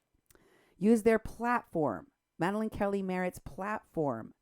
They are using their media background as incredibility to hide, to lie about a crime that was committed by all of these folks and covered up by these folks associated with Divest LA and associated with this. I can tell you about so many different crimes. I've been documenting them for a long time and all of the people involved.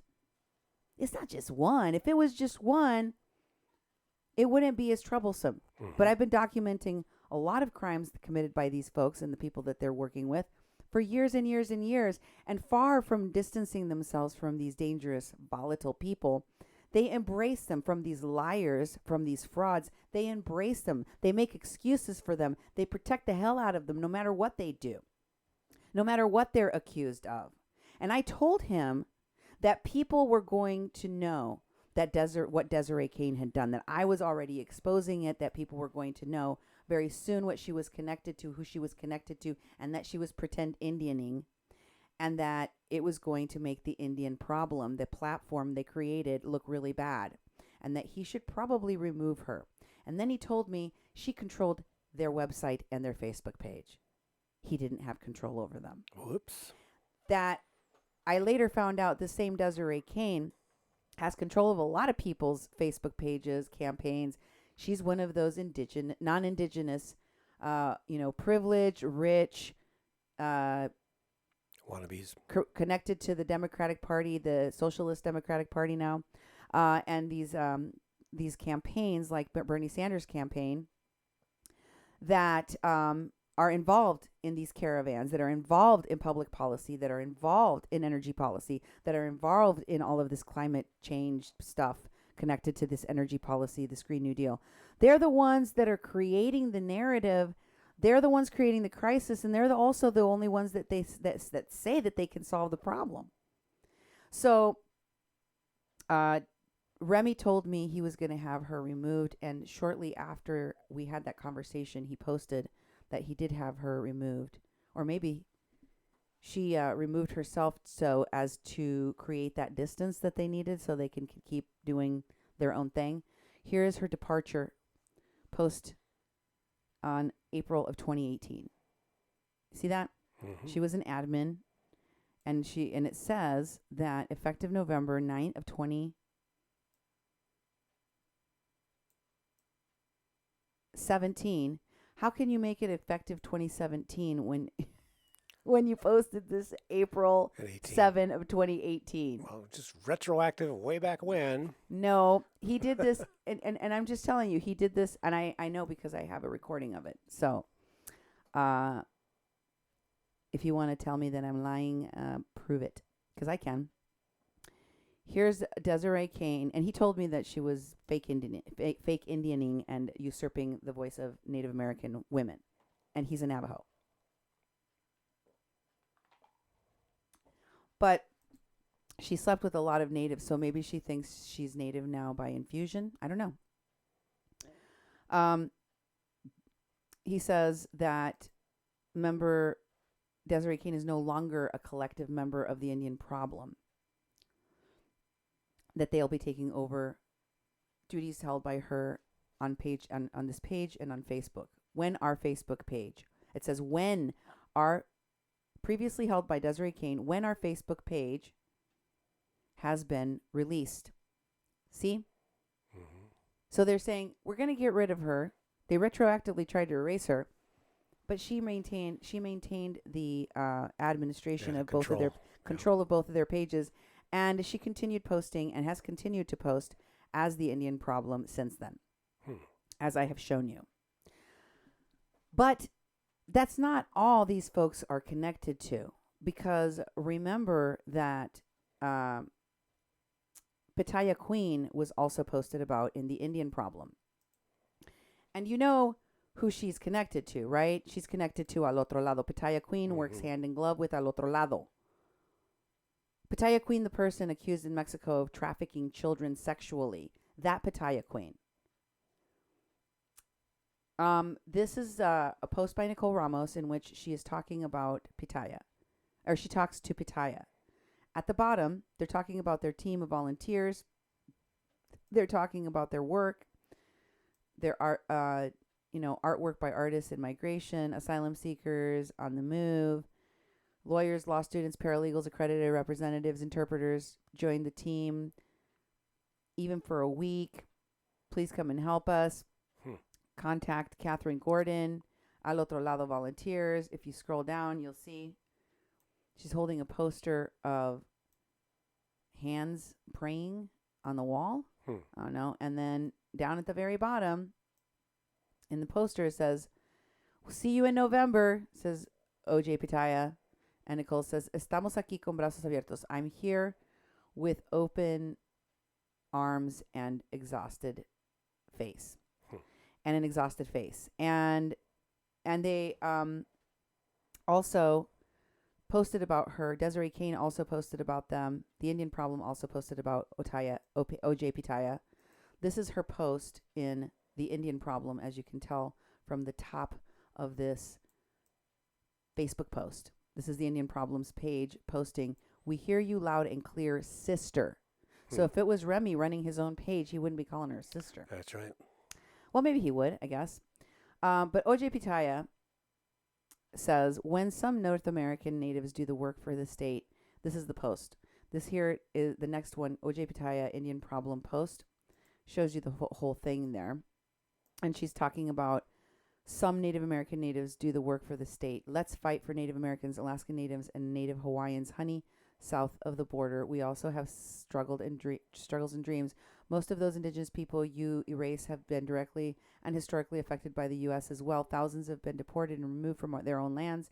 You may want to erase this through the legal categories of the state, but we will always emerge like bluebonnets in the desert. We are a force that cannot be contained. XOXO. And she thinks that she is one of those leaders that can put herself at the forefront of a movement and say, I am speaking for these migrants. And she did. And she passed herself off as a Central American. But in truth, she's a Harvard graduate student working with the Standing Rock pseudo-activists since way back when. And she is a Mexican American. She is not a Central American refugee migrating. She wanted to pass herself off as one. And she did pass herself off as one. Until we outed her. We told everyone what she was really doing. And in Mexico, they discovered and accused her of doing a bunch of other things, including child trafficking. So, not surprised that people haven't seen her in that area anymore, and that she's not openly telling folks that she's around Mexico, because I bet that they're looking for her. A lot of these people have kind of gone underground since their crime. And here is another post on the Indian Problem that was shared, or here's another post by OJ Pitaya, if you will recall, that discusses Al Otro Lado's lawyers and Nicole Ramos in particular. MSNBC.com, more lawyers, reporters stopped and questioned at the border by U.S. officials. You recall me showing you this before. Yes. And here's another partial post of hers. And then I wanted to show you her talking about the Young Turks. Who were, Cenk Uygur started the Justice Democrats that funded the campaigns of many of the Democratic Socialists like Alexandria Ocasio-Cortez. And she's posting about Alexandria Ocasio-Cortez with U.S. Senator Bernie Sanders. And what are they talking about? Climate change. When was this post from, Duke? What's a date on this post? The date from this post, December 4th. December 4th. Very, very recently, folks. December 5th, And she posted it on December 5th. Yep. Go all the way to the bottom. All right. And show me. It's a video, right? It's a video that they posted with 1.1 million views. So Desiree Kaine has a microphone, and she uses it on the Indian Problem and the many other pages that she runs, just like Jay Ponti, just like Francis Fisher, the ones that are the puppet masters at the top, Winnie Wong, all of those folks that are the ones really managing these issues, astroturfing these issues, taking on these issues, that should be led by the people most affected, that should be led by leaders that are actually got skin in the game and that have been in the trenches for decades. Like yours truly, a Mexican crossing line. I've been talking about and working with the immigration issue most of my life. Mm-hmm. A lot of these people I told you are newcomers, and they don't even know what they're talking about, which is why it makes me so angry. They don't even know what they're talking about. They're misinforming people. They're astroturfing issues, and they're taking on the roles that real Native Americans, in this case, should be discussing, not them. And some of them, many of them, as I've shown you tonight, aren't even Native Americans. They're not even real Native Americans. Like Desiree Kaine. Desiree Kaine went to that summit in San Francisco. Here is a post that she made from San Francisco. From San Francisco, Desiree at the summit. And this is, I'm sorry, no, this is not the one from San Francisco. This is from the People Summit. Yeah. As you can see, she was there with Winnie Wong. If you forgot that they worked together. Yep. I told you they were working as PR people on with Wesley Clark Jr., founder of the Standing Rock Vets for Standing Rock, that came with Tulsi Gabbard, right? Mm-hmm. And Winnie Wong was also PR working with Desiree Kaine, with Maggie Day, with Seven McDonald at Standing Rock. They went on to the People's Summit after that. This is from June 2016. This is during when Standing Rock was happening. That's right, yeah. Okay? Guess who else was there? Indigenous People March leader, Chase Iron Eyes. Mm-hmm.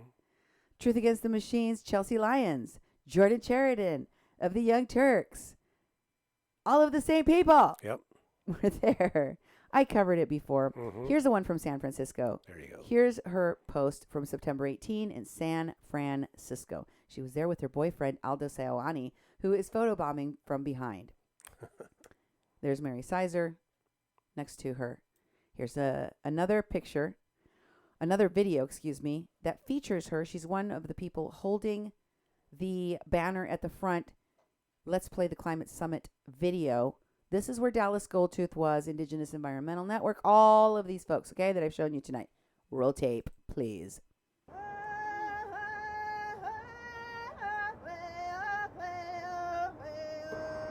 You see, there's the San Francisco Bridge. We are here together, united as one, all many tribes and many nations. And this is beautiful to see. Woo.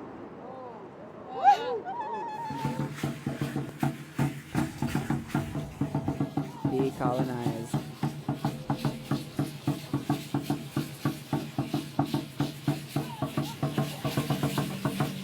In the march. Look at the lady holding the banner up front there. We're out there here she is. In large right in front, second one in the blonde hair. We represent mothers that care about our children's future. That's enough. We honey. all have. I don't want to watch this. Yeah, me either. I've seen enough. Was there a swear word in there? I don't know. I hope not. I think so. But anyways, I'll catch it later. Why were they swearing? I don't know. They do that. Okay. Anyway, there's Desiree Kaine. But there's so much about Desiree you don't know. I have her resume. I'm only going to read some of the stuff since 2015. Okay, guys? Because I think it's important. Well, maybe I'll read Palm Springs Photo Festival 2014. CAC advisor at St. John S. and James L. Knight Foundation 2012. Remember, her daddy's in NASA, folks. You got to go back and watch the shows I've done about Desiree Kaine. Type her name into the search bar at kpppfm.com and learn more. She was a development and special projects at Netroots Nation 2015. She was a steering committee at TEDx Charlotte. After that, then she did live media event producer at Desiree Kaine, journalist producer at Various, digital media producer at Various, worked at CL Charlotte, founder at the PPL. I don't know what that means. Worked at Management Insights, and this last one is interesting, Duke. The National Engagement Director at People for Bernie Sanders. Let me read that one again. The National Engagement Director at People for Bernie Sanders. Do you know who one of the lawyers was on the Water Protector Legal Collective who also worked for Bernie Sanders? Tara Houska. Oh, yeah. Deborah Parker, also Myron Dewey's wife, Bernie Sanders. Mhm. Winnie Wong works on the campaign for Bernie Bernie Sanders. Yeah. Do you see a pattern, folks, emerging? Are you paying attention? Guess where she studied? In 2003 and 2004, she went to study Chinese language and literature at the Beijing Institute of Education. Desiree Kaine. She got her Bachelor of Arts, according to this, in psychology and sociology at Guilford College. She also studied at the University of Nevada, Las Vegas, where she's originally from. She studied psychopharmacology. Psychopharmacology. She also studied at the social psychology at the College of Southern Nevada. That was her high school? Wow. Anywho, the important part was National Engagement Director at People for Bernie Sanders. And do you remember, folks, that she was on the page with Christy Nobis for the People for Bernie Sanders, another one of the people from Standing Rock involved in all of this. So if you just because Bernie Sanders didn't make an appearance at Standing Rock, and Jay Ponti and a lot of people get really mad when they defend how much he had to do with Standing Rock, because they would know how much he really had to do with Standing Rock. He just didn't want to go up in Standing Rock because it would be too obvious that this old socialist white guy was the king of the event. That he was like the king of the event. Not the Native Americans or the fight for water or land or any of that nonsense. No, Bernie himself. So, folks, let me show you when she was in Chicago. This is Desiree Kaine with Winnie Wong.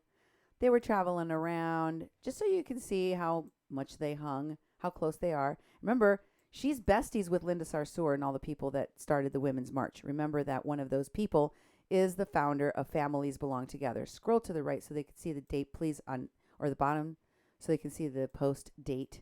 This is 2016 during Standing Rock near Chicago, Illinois. Next, I want you to see her at Standing Rock with Winnie Wong.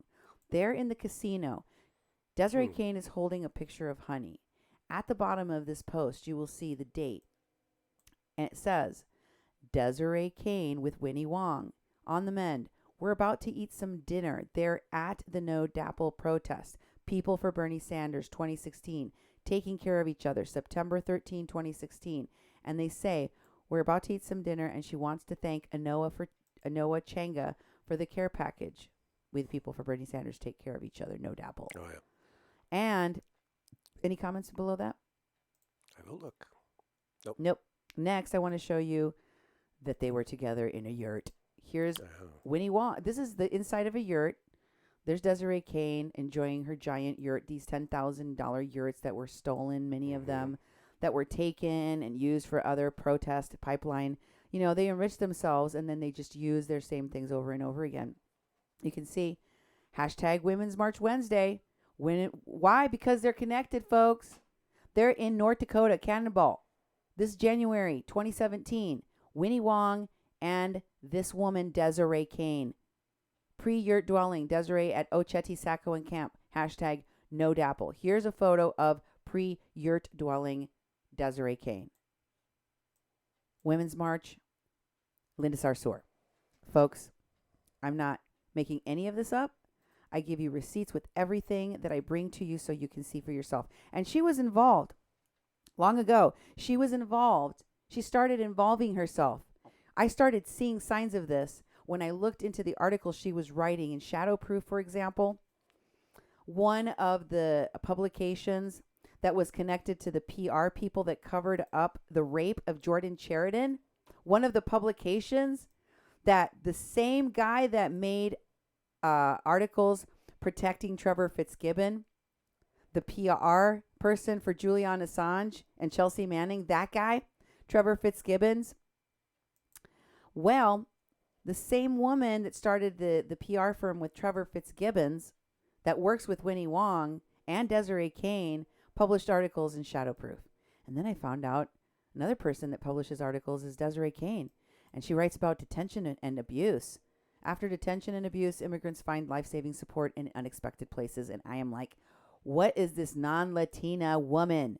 What is this white lady pretending to be an Indian back in August of 2015? Wow. Writing about this topic way back then. She was positioning herself all the way back then to usurp this issue of immigration. They were planning this for a long time, folks. They were planning it strategically and implementing it with what they learned at Standing Rock using nonviolent direct action. I've been trying to explain their modus operandi to you and where they got it from. Here's Desiree Kaine as a writer for Shadowproof. In August, Shadowproof published Desiree Kaine's investigation into Casa de Paz, a Denver-based charity which helps refugees leaving detention. Their experiences mirror the findings of the report, including racist and abusive treatment and even food containing foreign matter. Jose Deraz, a former immigrant detainee, told Kaine, "You can find coins like what happened in my case, screws, plastic bags, everything in the food." So these are articles written by her, inserting her into an issue. Remember, this is a pretend Indian that pretend Indian did all over the climate change, I guess. Stop the pipeline that they didn't stop. Raise millions of dollars defrauding a bunch of people that they kept to stop other pipeline construction projects, and that now they're using to start camps along the border to help people cross illegally into the United States and to fund these mass migrations that are hurting Mexico, that are hurting the United States. Okay? But I want to show you an old video of hers that brought me a little bit of joy because it just reminds me of how ridiculous the people like Desiree Kaine are. Here she is at the Louvre in Paris. At the Louvre in Paris, talking about Native American issues. Miwok woman Desiree Kaine. The Louvre. Free our power. She has wings. I'm a member of the Miwok Nation. The items in here, many of them belong to indigenous peoples of North America and the global South. We believe that many of these items were taken as plunder from war and genocide, and they need to be returned. Our culture is not for monetization and consumption without our permission.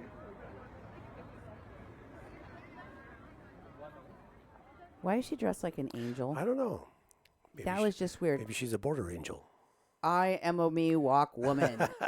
She always starts by wings, saying that. Yes. It's very rare. It's very, very strange. But she really wants you to know that she's an Indian. She never talked about it before, but, suddenly Indian. Yeah. Another one of those people that became suddenly Indian after Standing Rock, after not ever saying she was an Indian when she was at Standing Rock, is Laura Christina Livingston Berger. Recently posted on May 3rd about the climate crisis movement and the Extinction Rebellion in U.S. And as you know, she's very involved with Otro Lado lawyer Nicole Ramos, promotes her, talks to her, and spews her lies on video, giving people fake legal advice about asylum seeking. This woman is posting about climate crisis movement because at the end of the day, this is what it's about, folks. That's right. The Parliament voted last night to declare a climate emergency, which was the first demand of the people. Please research and share more about our allies in earth protection across the pond. The power does lie in the people. Also consider their police are not nearly as militarized as here in the USA, and they are unarmed. Over 1,000 people have been arrested, and they're doing actions constantly. Rebel for life. Yes. And here is something she did stateside. She was recently at UC San Francisco. Oh, the San Francisco treat. San Francisco. And what was she doing there? Why, giving a presentation about persecution for seeking sanctuary, reflections on psychological trauma at the USA-Mexico border in Tijuana, Lolly B. By the way, Lolly B is not Mexican. She's not even indigenous. Her daddy is a psychologist working at an Ivy League school. I believe it's Yale. A psychology teacher. She is a masseuse, and she studied sociology. She does yoga, too. And she does yoga. Why is she talking at the sociology? These people really want to, Myron Dewey wants to say, he's a trauma teacher. He's a professor at Drake. And it's like, where's the degree? Yeah. I want to see it. I want to see the degree. I want to see if you're really a lawyer. I want to see if you're really a professor. I want to see the degree. I want to see the proof. I want to see the history. I want to see, because most of you are pseudo-activists and bad actors. Mm-hmm. And Lolly posted about her program there. Here is the program, San Fran program. Oh, let's go to the psychiatry one. Right. Here is the USCFSF Department of Psychiatry. There she is. She was there. Scroll down and you will see. She posts the PowerPoint presentation. Oh, you went to it. You went by too quickly. It says complex immigration experiences. I see.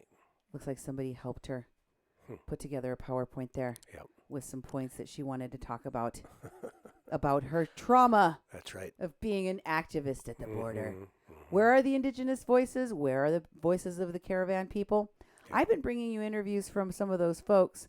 These folks really are just using them, exploiting them on GoFundMes, and then taking their places to make themselves a name. Here is her another post she made about the Department of Psychiatry. And that's not it. Whoops, am I in the wrong one? That one.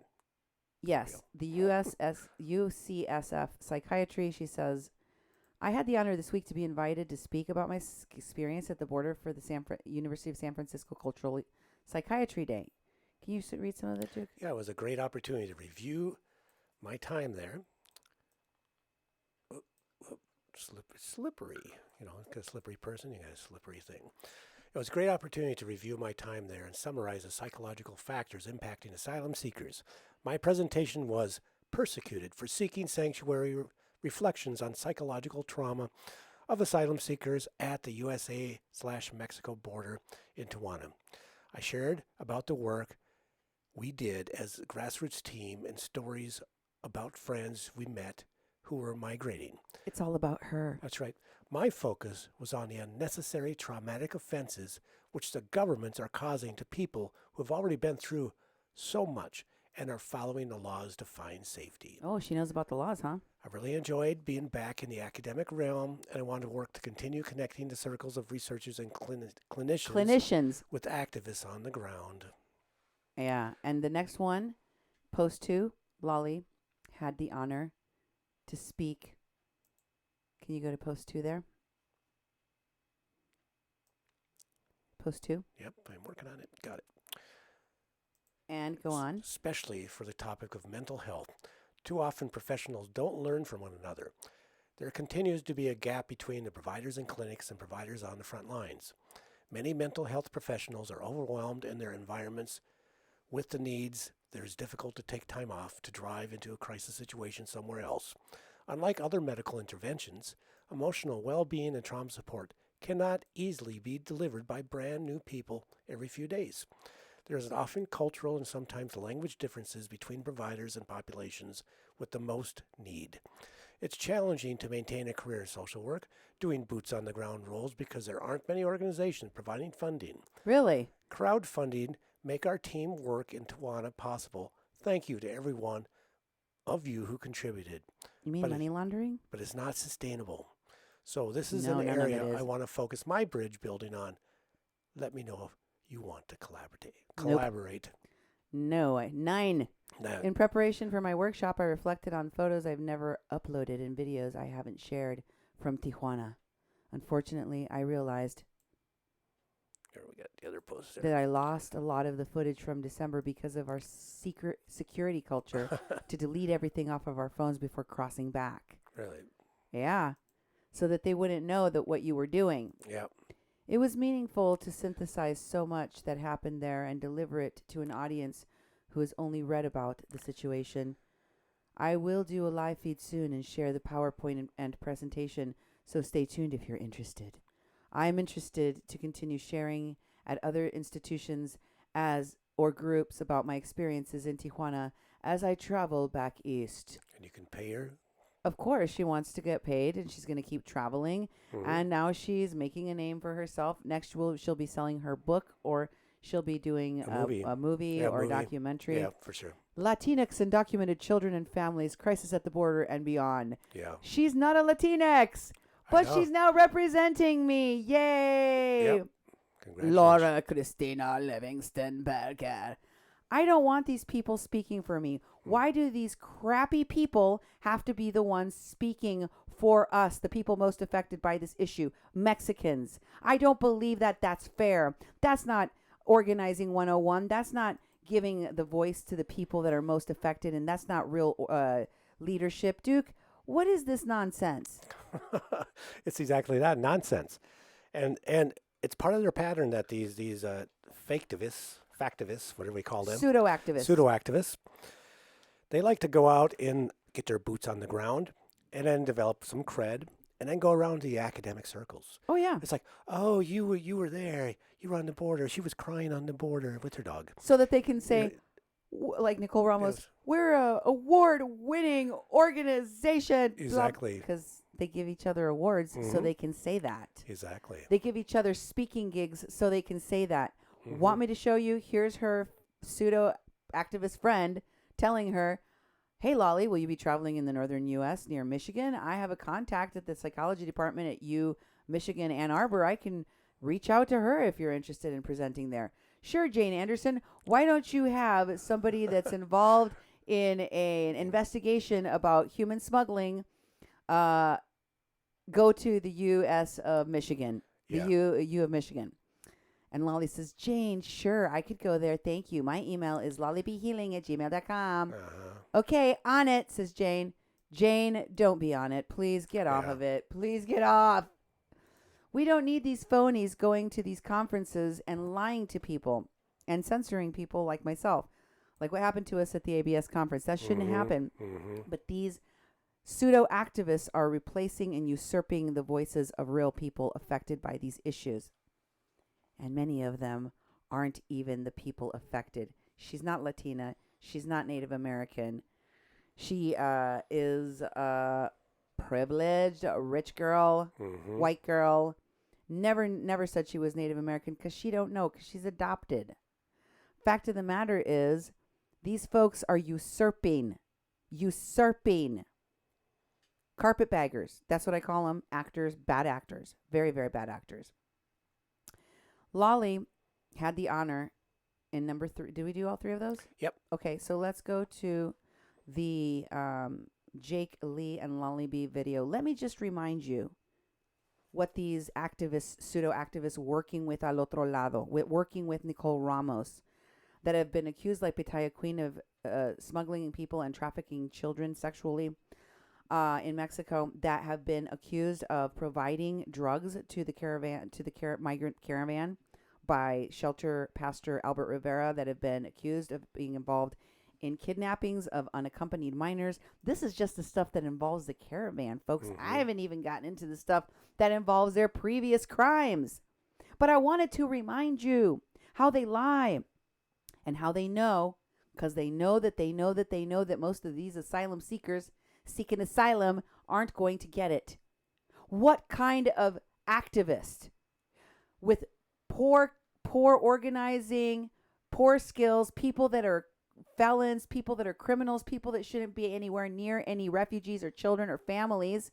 Where do you get off leading these movements?